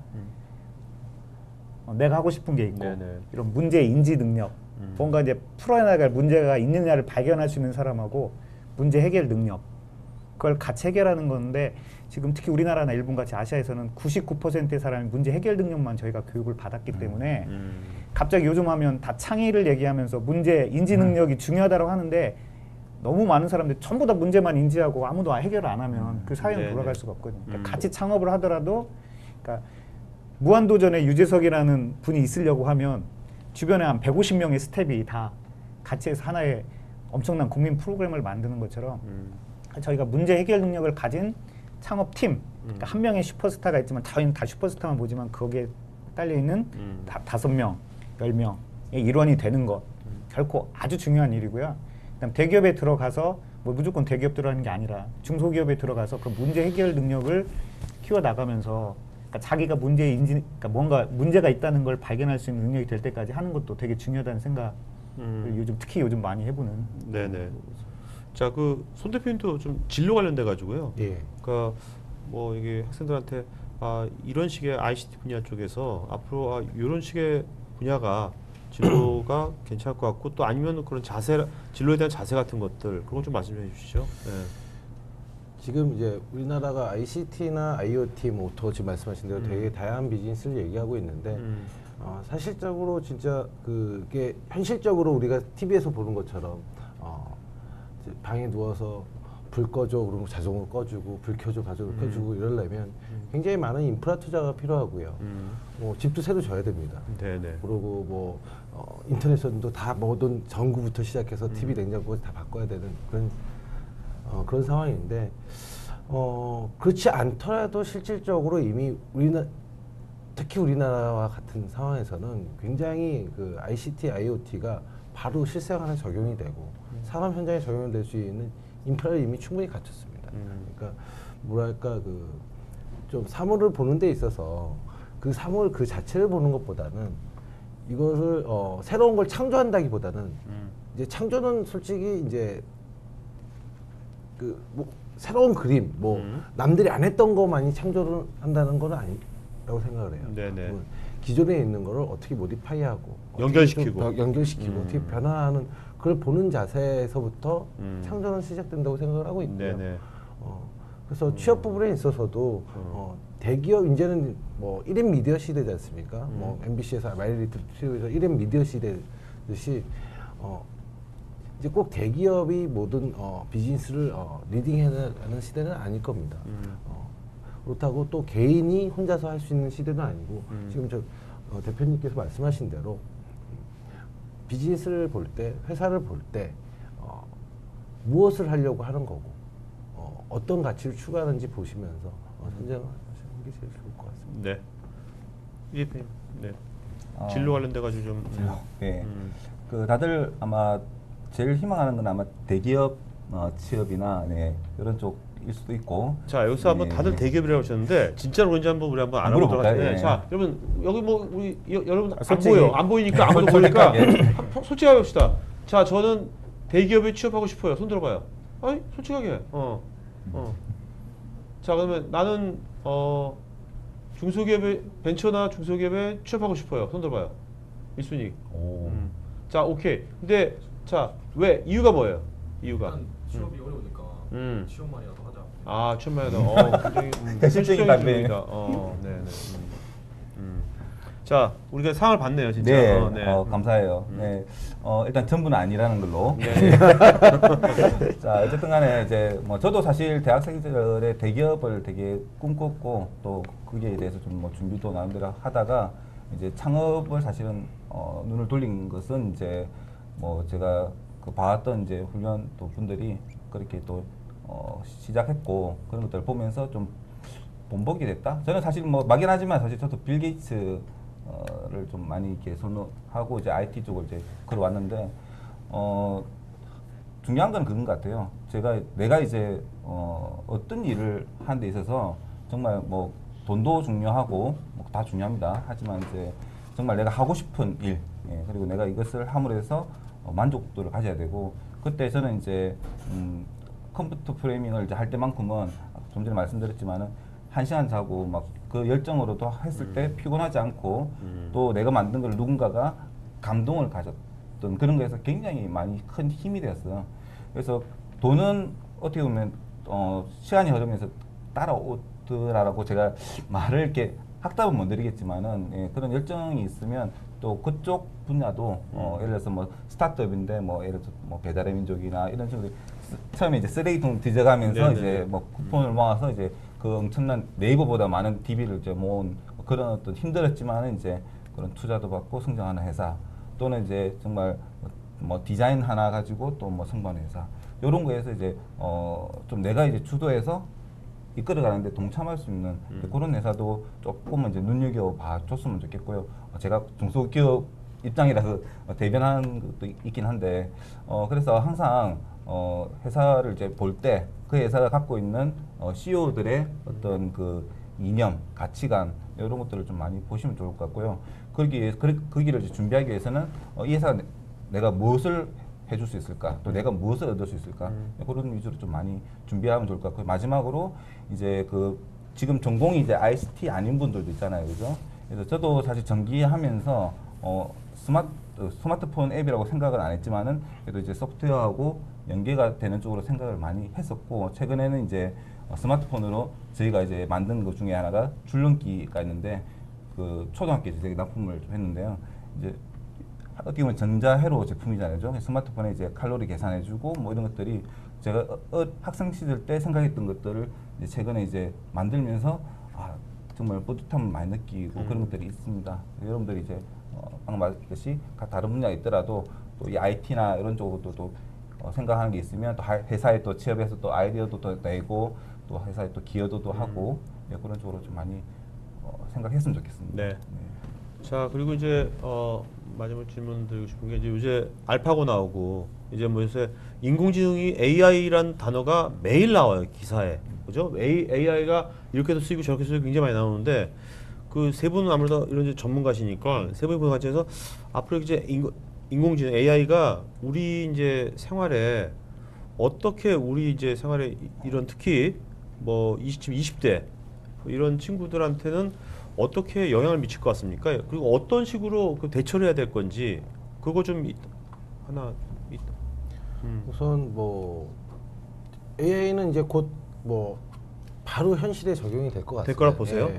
왜냐하면 특히 요즘 뭐 이미 뉴스 기사를 많이 보듯이 무인 자동차 자체가 AI 기반이기 때문에 바로 현실에 적용될 것 같고요. 그러면 그럴수록 이제 일자리는 줄겠죠. 네. 그리고 저는 이제 반대로 여쭤보고 싶어요. 왜 대기업에 취업을 하고 싶으신지. 저도 직장 생활을 9년, 10년 했는데 사실은 저도 이제 대기업도 다니고 외국 회사도 다녔지만 본인은 갔다 와서 그러면 안 되죠. 근데 이제 시대가 좀 달라졌으니까. 그리고 저도 사실은 그 회사를 들어가고 싶지 않았는데 저 같은 경우는 사실은 처음에 직장 취업할 때 저희 부모님 엄해서 부모님한테 들어간 케이스였고요. 너무 엄한 부모님들 다 많이 다 엄한. 왜 들어가고 싶은지 잘 묻고 싶은데 제가 얘기하고 싶은 건 뭐냐면 이제 AI가 현실화되면 정말 현실적으로 취업의 문은 더 좁아질 것 같습니다. 직장 생활을 한다는 것 자체는 좁아질 것 같고요. 사실 제가 이제 CEO 모임이라든지 경청 모임도 많이 하는데 오너들이 제일 힘들어하는 것들이 사실은 인사관리입니다. 네. 저도 사업을 한 번은 이제 회사를 매각을 하고 두 번에 걸쳐서 하는데 퇴직하고 나서 회사를 할 때 제일 많이 읽었던 책이 인사관리 책입니다. 어떻게 해야지 우리 직원들한테 내가 나이스한 사람이 될까? 네네.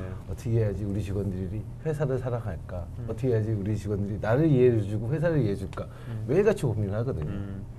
그러다 보니까 CEO들이 가장 많이 느끼는 게 무엇일까요?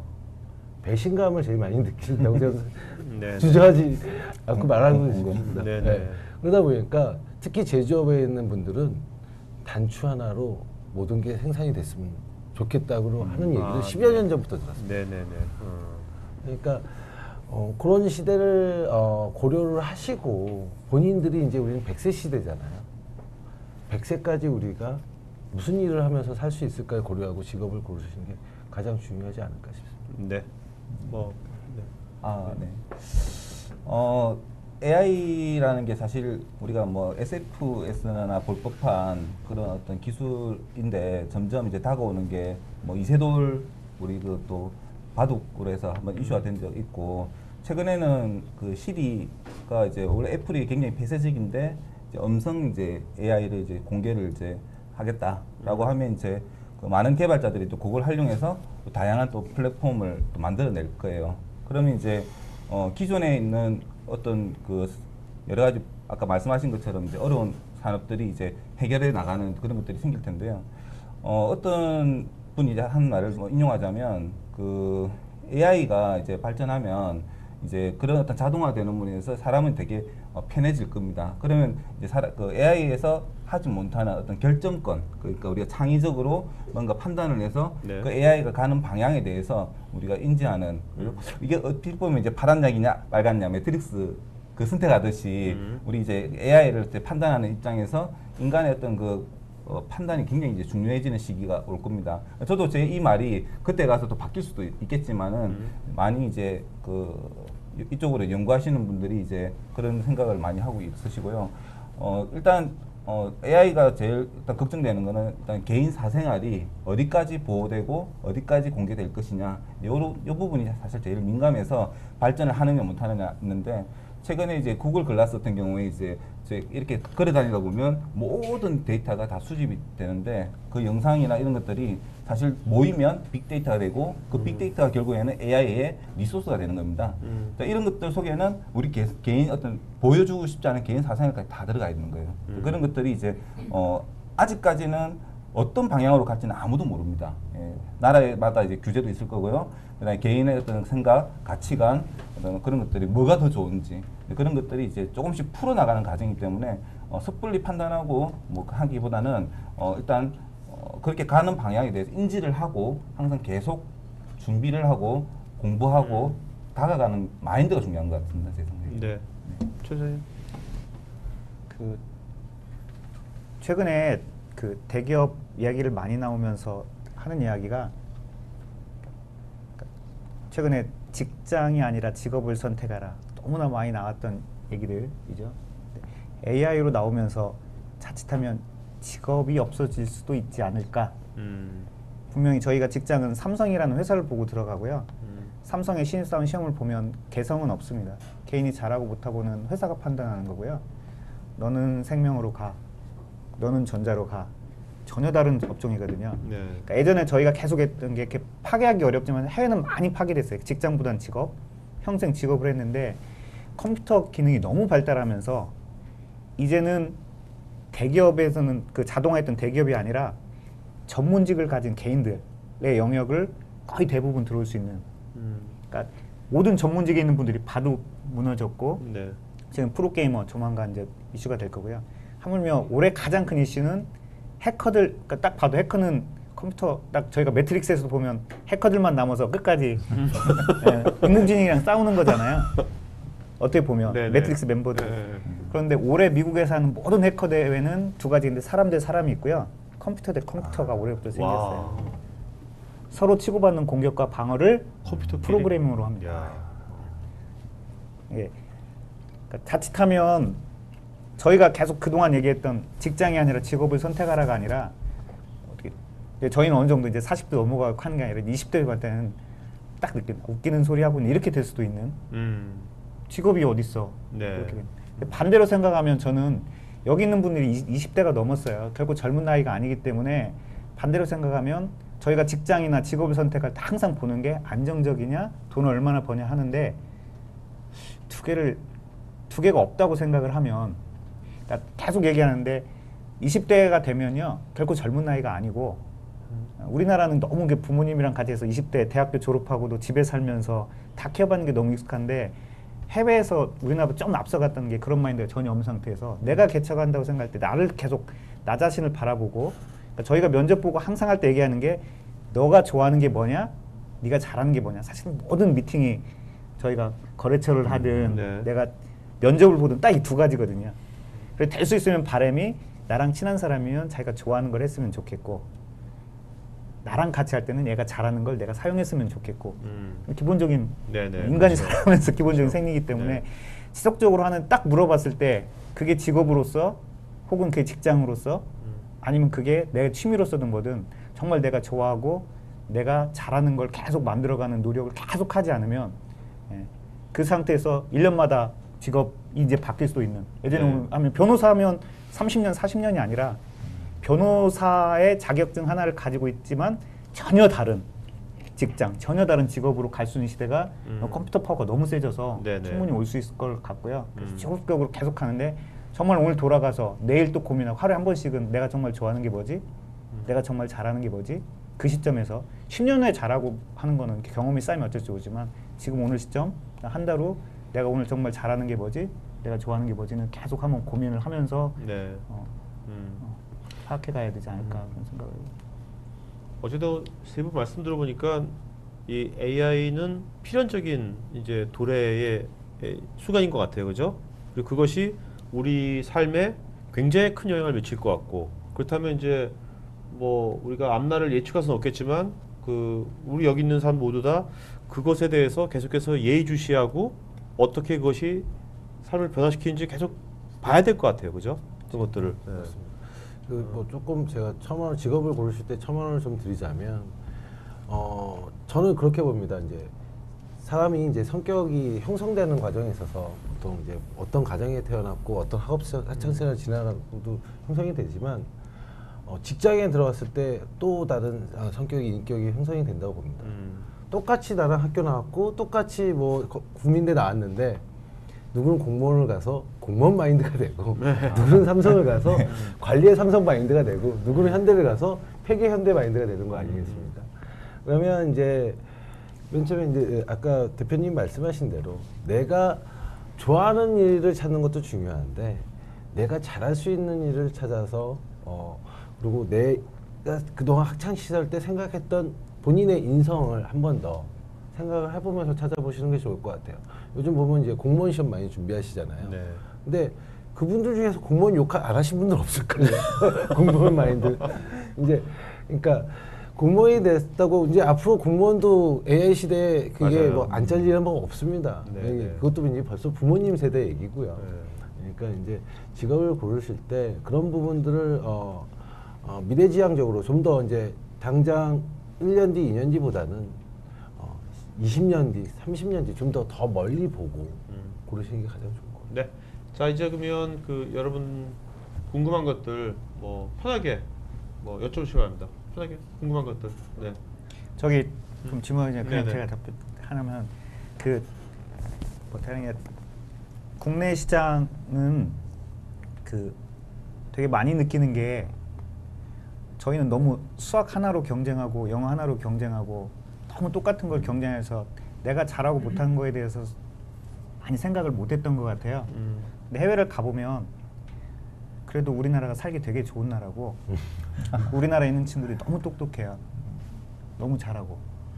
그래서 이제 아쉬운 게 그 똑똑함을 개인들이 너무 모르는 거예요. 왜냐하면 그동안 내가 하는데 내가 수학을 정말 열심히 공부했는데 나보다 잘하는 사람이 너무 많은 거야. 네. 아무리 죽으라고 밤새서 해도 나보다 잘하는 사람이 너무 많은 거예요.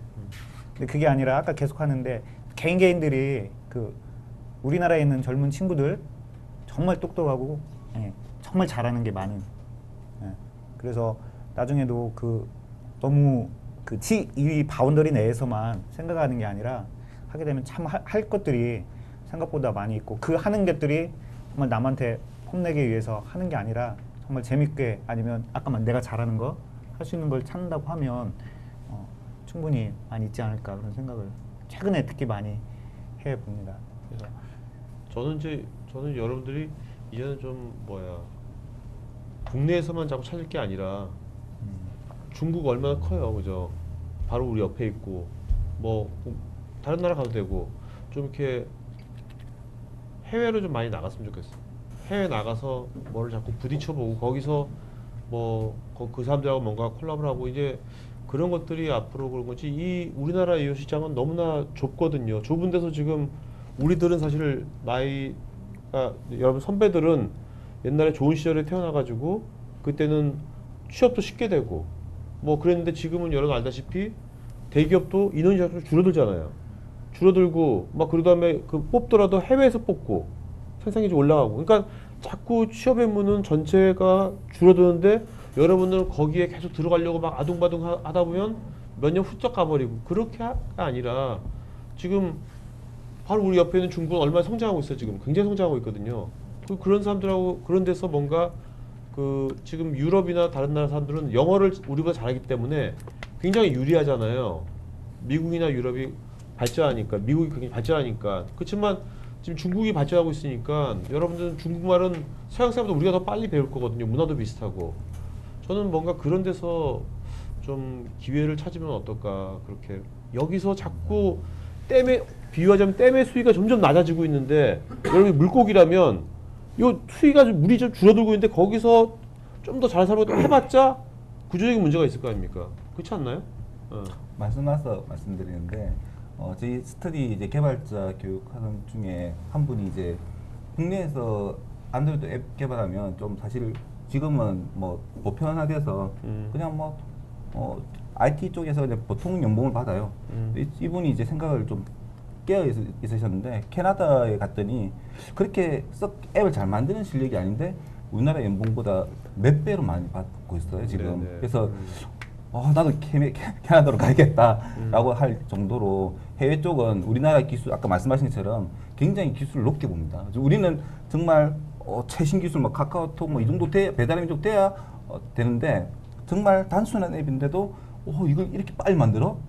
속도 하나는 우리나라 개발자들이 그렇죠. 끝내줍니다. 문제 해결 네. 근데 이게 IT만 그런 게 아니고 모든 여러분들 분야가. 모든 분야에서 최고가 될 수 있는 거예요. 조금만 경력 쌓든지 하면 해외에서는 우리나라 기술을 굉장히 인정해주는 그런 것들을 말씀하신 것처럼 좀 안목을 좀 넓히 볼 필요가 있을 것 같습니다.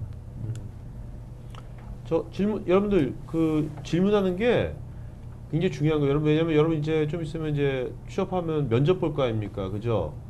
면접 볼 거 아니에요. 면접 볼 때 잘 보는 건 뭐냐면 물어보는 걸 잘 대답하는 게 중요한 게 아니라 여러분이 면접자한테 여러분도 질문을 하는 게 중요한 거예요. 그게 굉장히 중요한 거예요. 면접자한테 회사가 여러분 물어본다고 대답하는 게 아니라 여러분들이 뭔가 그 사람한테 거꾸로 질문을 하면 상대방은 여러분들한테 굉장히 야, 얘 봐라. 얘 이런 걸 생각했네? 그게 중요하거든요. 근데 지금 보면 참 안타까운 게 여러분들 지금 수업도 그렇고 일반적인 삶이 듣는 거 맞아요. 듣는 거. 그죠? 중고등학교도 학원에 듣고 인강 듣고 뭐 듣고 질문을 안 해. 그러고서 여러분 나중에 면접을 보면 어떡할 거예요? 면접을 보거나 아니면 나중에 사업을 해 투자를 받아. 아니면 중요한 여러분들 고객을 만나. 근데 여러분들은 계속 들을 거예요? 계속? 지금처럼? 그러니까 질문을 해보는 것이 여기서 한번 연습을 해봐요. 그럼 그런 것도 편하게. 그냥 뭐든지 물어보란 말이에요. 그런 것들 한번. 응? 자, 한번 해. 자. 그래. 하고 싶은 말이 많은 것 같은데. 아무거나 그냥. 아무거나 그냥 저는 지금 토목 분야에서 일을 하고 있는데 그래서 약간 토목스럽게 생겼다. 네, 그래서 제가 생각할 때는 저희 분야에서는 아직 IT 이런 거랑 연관이 없는 것 같습니다. 네. 그래서 제가 방금 이렇게 강연을 들으면서 생각했던 게 솔직히 토목 쪽은 아닌데 건설 쪽의 마인드로 접근을 하면 사람들이 다 자기가 살고 싶은 집은 다 다를 건데 만약에 그런 마인드를 그런 생각들을 자기가 각자가 원하는 앱을 통해서 나는 이런 집에서 살고 싶은 거를 자기가 구상을 한 거를 앱으로 적용을 해서 그거를 만약에 건설회사에서 이용을 해서 지을 수 있으면 뭐 고객의 니즈 입장에서도 맞고 회사 입장에서도 맞고 네. 이렇게 될 수 있을 것 같은데 혹시 세 분의 생각은 그게 아이디어에서 조금 더 글로벌하게 제가 한번 덧붙여 드려볼게요. 최근에 이제 중국 우리가 이제 우리나라 사정만 생각하면 건설 시장이 좀 한정돼 있는데 중국 시장을 생각하면 하루에도 엄청나게 짓고 있겠죠 앞 건물들이. 이제 중국 시장이 어떤 정책을 하고 있냐면 짓는 것도 짓는 거지만은 이제 건축 쪽이라니까 제가 조금 방향을 바꿨는데 시공을 하고 나면 보통 우리 인테리어 벽지나 이런 것들 다 해주잖아요, 그죠? 네. 근데 중국은 시멘트 벽에 백열등 하나만 딱 만들어서 분양을 해줘요. 그럼 직접 다 인테리어고 벽지고 다 해야 되는데 내가 이걸 어떻게 이걸 다 배색을 맞추고 그 다음에 또 이걸 또 다 구매하고 하기 힘들잖아요, 그죠? 그래서 중국에서 어떤 요구가 들어오냐면 이걸 직접 내가 가구를 배치를 해보고 판매하는 것들로 해서 이제 견적까지 내주는 그런 거 있으면 참 좋겠다. 앱에서? 예, 앱에서. 예. 뭐 요게 좀 발전하면 저는 아이디어를 더 붙였죠. VR까지 가면 더 좋겠네요라고. 이런 것들이 이제 그 건축 시장이 우리나라에 이렇게 국한돼 있으면 아까 이제 그것도 좋은 아이디어예요. 나의 맞춤형 집을 이제 만들어주는. 근데 수요가 있는지도 검증이 돼야 돼요. 어떤 비즈니스는 방금 얘기했듯이 그 중국이라는 시장은 굉장히 또 크고 아까 해외로 나간다고 봤을 때 그런 또 니즈가 또 있는 걸 찾아내면 그것도 하나 부가가치의 사업이 되는데 저는 제가 할 게 아니라서 저 시공사 하시는 분한테 그런 아이디어를 드렸더니 그 중국으로 바로 날아가셔서 알아봤더니 진짜 맞다고 그래서 그런 부분이 이제 또 사업화로 이어지기도 하고. 그리고 질문할게. 창업할 거예요? 취업할 거예요? 저는 솔직히 말해서 그 강연 하실 때 했던 게 저도 생각을 해보면 고등학교 공부하고 그냥 공부해라 해서 제가 뭘 좋아하는지 제가 뭘 잘하는지에 대해서는 아직 생각이 부족한 것 같아요. 그래서 그냥 대기업을 들어가고 싶은 것도 저희 부모님이 좋아하시니까. 그렇죠.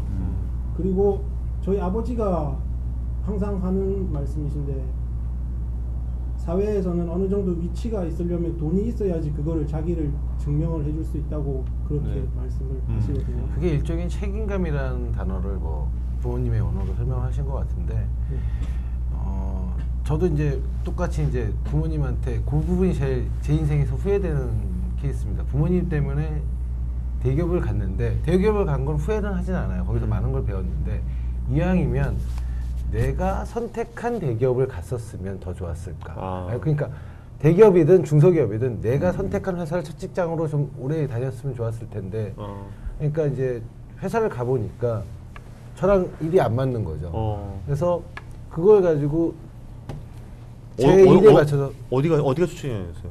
저는 이제 삼성물산이었어요. 삼성물산. 네. 그래서 보니까 딱 들어갔는데 삼성물산에 들어갔는데 처음엔 상사 부분에 입사를 했는데 네. 갑자기 상사 부분에서 며칠 있다가 유통 부문에 인터넷 쇼핑몰에 그 올해 흑자가 날 것 같은데 신입사원 못 뽑으니까 네가 파견 근무를 해 이렇게 보낸 겁니다. 그래서 인터넷 쇼핑몰 전혀 관심이 없다가 딱 갔는데 사업부장님이 너 마케팅하고 기획해야 돼, 사업 기획해야 되니까 부서를 배치를 시켜줬습니다. 근데 인터넷 쇼핑몰 그때 처음 본 겁니다. 너무 복잡해요. 뭐야? 상품 등록하는 것도 모르겠어요. 뭔지도 모르겠어요.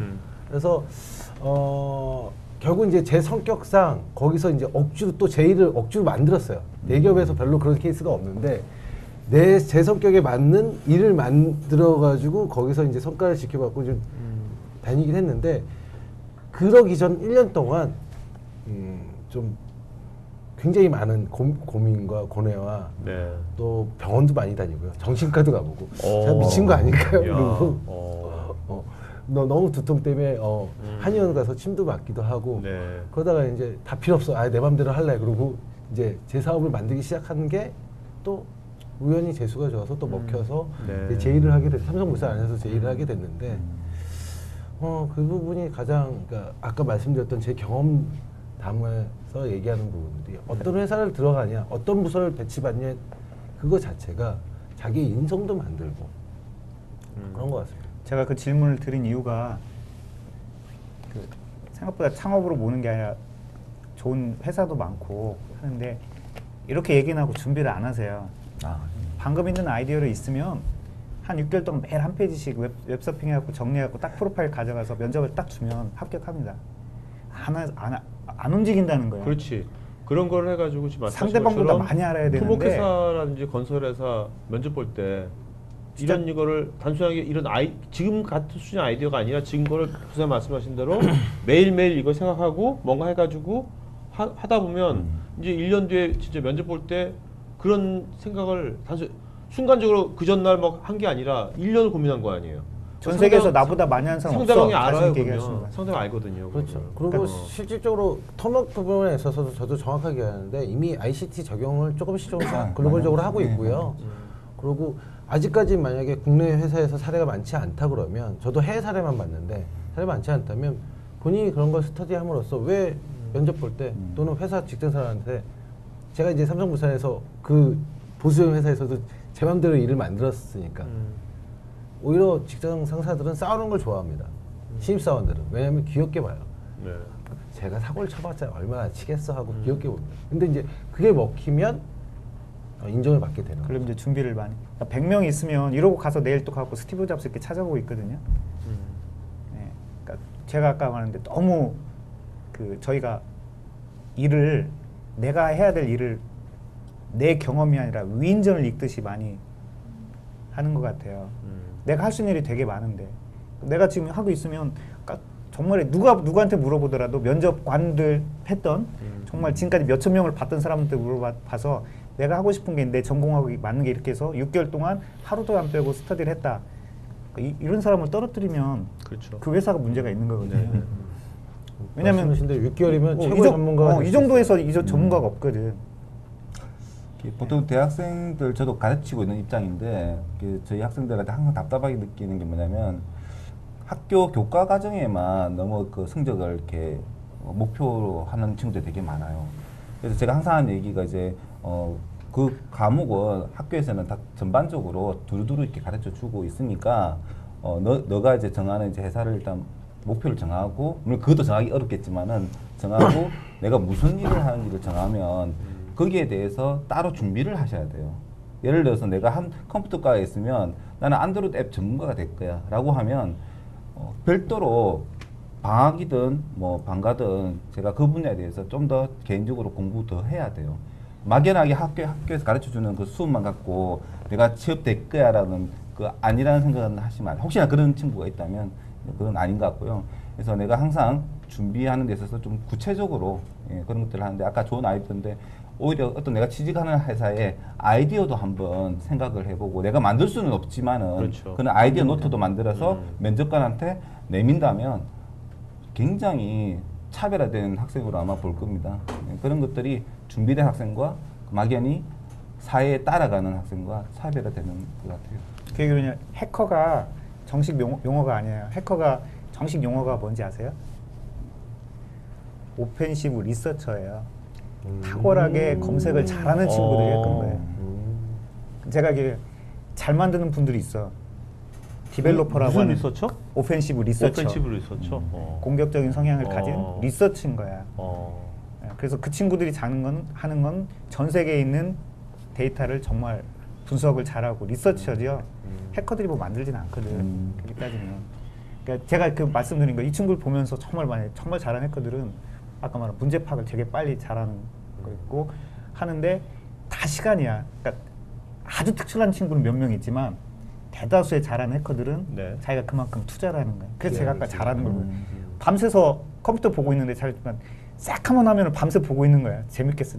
재밌게는 저는 재미가 없는 거야. 이 친구 너무 재밌어서 하는데 그러면 결과물이 하나씩 나와. 그래서 계속 하는 좀 일단 뭐든지 하면서 해야 되는데 이러고 나서 내일 가가지고는 또 친구들이랑 그렇죠. 게임하고 네. 또 영어 공부하고 영어 공부가 나쁘다는 게 아니면 아니라 어디 가서 강의 듣고. 네. 뭐 왜냐면 요새 뭐 엄청나게 좋은 강의들이 많으니까. 수동적으로 또 강의 그러니까 듣고. 요즘 보면 그러니까 그런 것 같아요. 일부러 그런 것 같지 않은데 네. 요즘 워낙 검색을 하면 좋은 정보가 다 있고 어디 가면 뭐 무료 강의 뭐 다 있고 뭐 유튜브 보면 좋은 거 다 있으니까 그걸 보면서 그걸 내가 다 이미 다 이룬 줄 알고 있는 것 같아요. 네. 그건 남의 얘기거든요. 내 얘기가 아니잖아요. 근데 요즘은 이제 자꾸 그걸 접하다 보니까 나도 이렇게 된 것으로 생각하는데 절대로 아닌 거죠. 행동을 안 하면. 예. 그리고 또 그래서 이제 관찰이나 상상을 옛날보다 좀 덜 하는 것 같아요. 네. 그러니까 생활이나 비즈니스, 뭐 특정 비즈니스를 보더라도 카카오페이네? 카카오페이가 그렇죠. 신기하네? 끝이에요. 뭐 그리고 뭐 삼성페이네? 끝이에요. 왜 이 삼성페이 어떤 원리로 돌아가서 이게 무슨 문제가 있을까? 왜 고객들이 쓸까 안 쓸까? 얼마나 이런 관찰이나 그럼 이거를 벗어난 연계하는 상상 이것들을 훈련이 본인이 되면 직장 생활이든 자기가 자기 창업이든 다 잘 될 것 같은데 사회자분 말씀하신 대로 너무 이게 정보가 다 나와 있으니까 더 깊게 안 들어가려는 버릇들이 자기도 모르게 생겼다고나 할까. 그 한 가지 또 재미난 팁 하나 드리면 우리 한 사례가 있는데 모 대학생이 잔금 해지할 때 왜 밀어서 잔금 해제라고 애플하고 삼성하고 되게 소송건이 있었잖아요. 한 친구가 돌려서 잔금 해제라는 거를 특허를 냈어요. 대학생들 3건까지는 특허가 무료예요. 내는 게 변리사하고 이렇게 하는데 다 보통 도와줍니다. 100만 넘잖아요. 그거 다 무료예요. 근데 그게 전공이 입국한데 있는 게 아니에요. 대학생이 있면 돼요. 근데 그걸 아는 친구들은 아이디어가 방금 나왔잖아요. 아이디어가 그걸 그냥 시키는 게 아니고 그냥 변리사한테 툭 던져보는 거예요. 그러면 그 아이디어를 정리를 해주세요. 그리고 미래창조부에서 하는 거라든지 또 창조경제타운에서 하는 또 아이디어에 대해서 또 좀 멘토들이 좀 체계화시켜주는 과정이 있거든요. 그런 걸 하면 이 아이디어를 또 특허를 내잖아요. 그럼 만약에 그 건설에서 내가 이거 특허도 갖고 있어. 이게 게임이 안 되는 거잖아요. 그 친구는 그걸 2억인가 그때 팔았다고 그때 신문에 나왔었거든요. 그러니까 그런 아이디어들 학생 머리가 더 잘 나올 것 같아요. 저는 오히려 우리 직원들한테 젊은 직원들한테 아이디어 좀 내라고 평소에 왔다 갔다 하면서 그래서 저희 같은 뭐 40대 이럴 때보다 오히려 더 잘 돌아가잖아요. 예. 그런 나도 아이디어를. 질문 또 없어요? 궁금한 거? 질문. 저 이런 분들 네. 여태까지 좀 어떻게 이제 꿈을 쫓아가는지에 대해서 알려주셨는데 대학생들이 가장 고민하는 게 자기가 뭘 좋아하는지라고 아까 말씀해 주셨는데 그 좋아하는 거 혹은 자기가 잘하는 걸 찾는 방법은 뭐가 있을까요?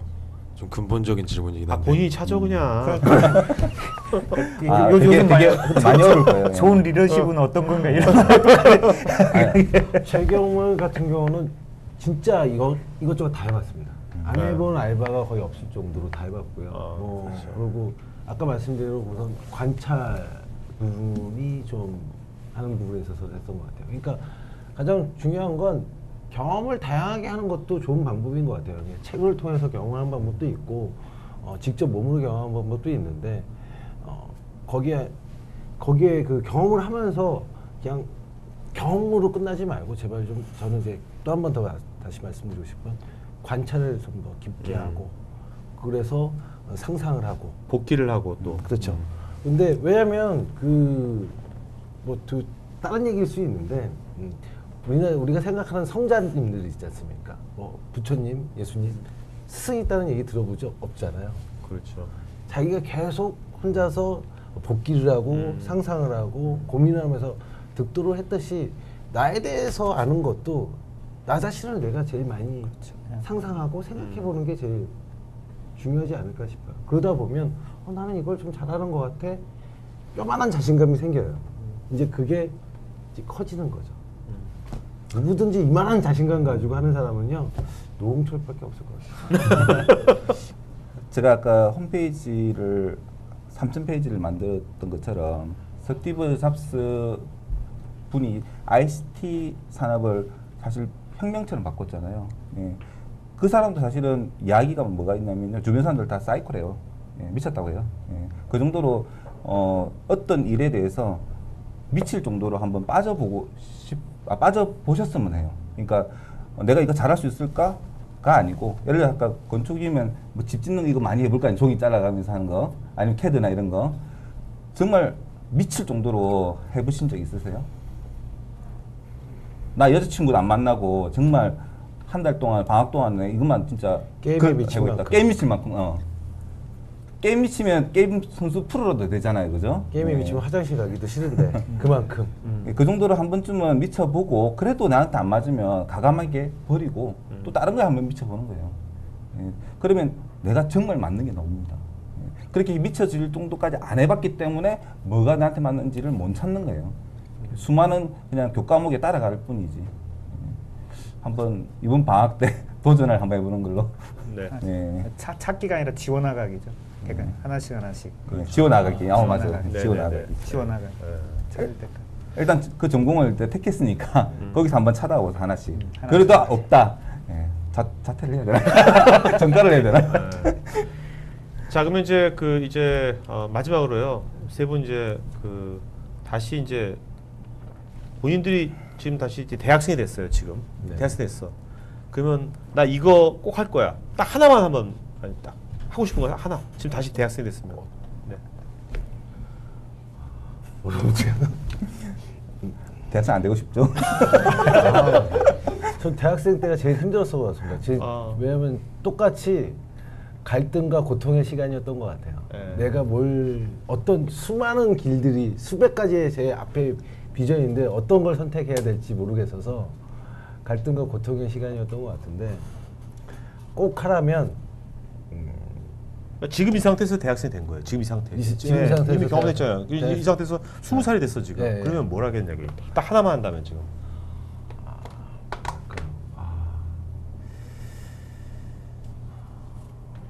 한번 그 고시 공부를 한번 해보고 싶어요. 고시 공부. 네. 네. 왜요? 그, 왜? 한번 진하게 한번. 진하게 한번 그 공시 공부를 하면서 이 타이틀을 따면 네. 뭐가 좋은지 한번 느껴보고 있어요. 아, 네. 그러니까 안 느껴본 게 뭐 아까 말씀드린 대로 대기업도 다니고 제사업도 해보고 외국 회사 다녔는데 이 공무원이 돼 본 적이 없어서 네. 공무원이 돼서 한번 그 무소불위의 권력을 한번 네, 네. 휘두르는 기분이 어떨지 네. 많이 느끼셨군요. 갑질 한번 해보는 게 기분이 어떨지. 네. 알겠습니다. 솔직한 네. 얘기예요.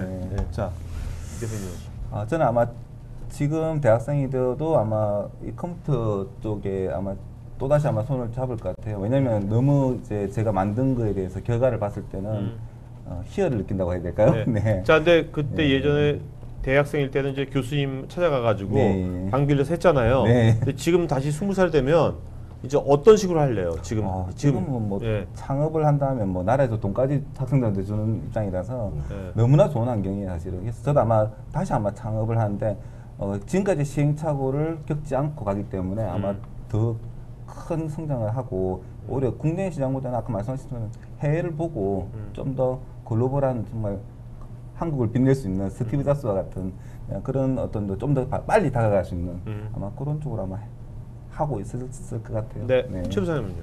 저는 저기 글로벌 글로벌? 그 지금은 많이 뛰어다니는데 아이도 있고 와이프도 있고 제약이 많습니다. 이동의 제약이 많습니다. 젊었을 때 하게 되면 훨씬 더 예를 들면 미국에서 1년 6개월 그러니까 교환학생이 그냥 무작정 가더라도 5개국에서 하면 전혀 다른 문화에 전혀 다른 환경에 전혀 다른 사람과 네. 할 수 있을 것 같은데 지금은 네.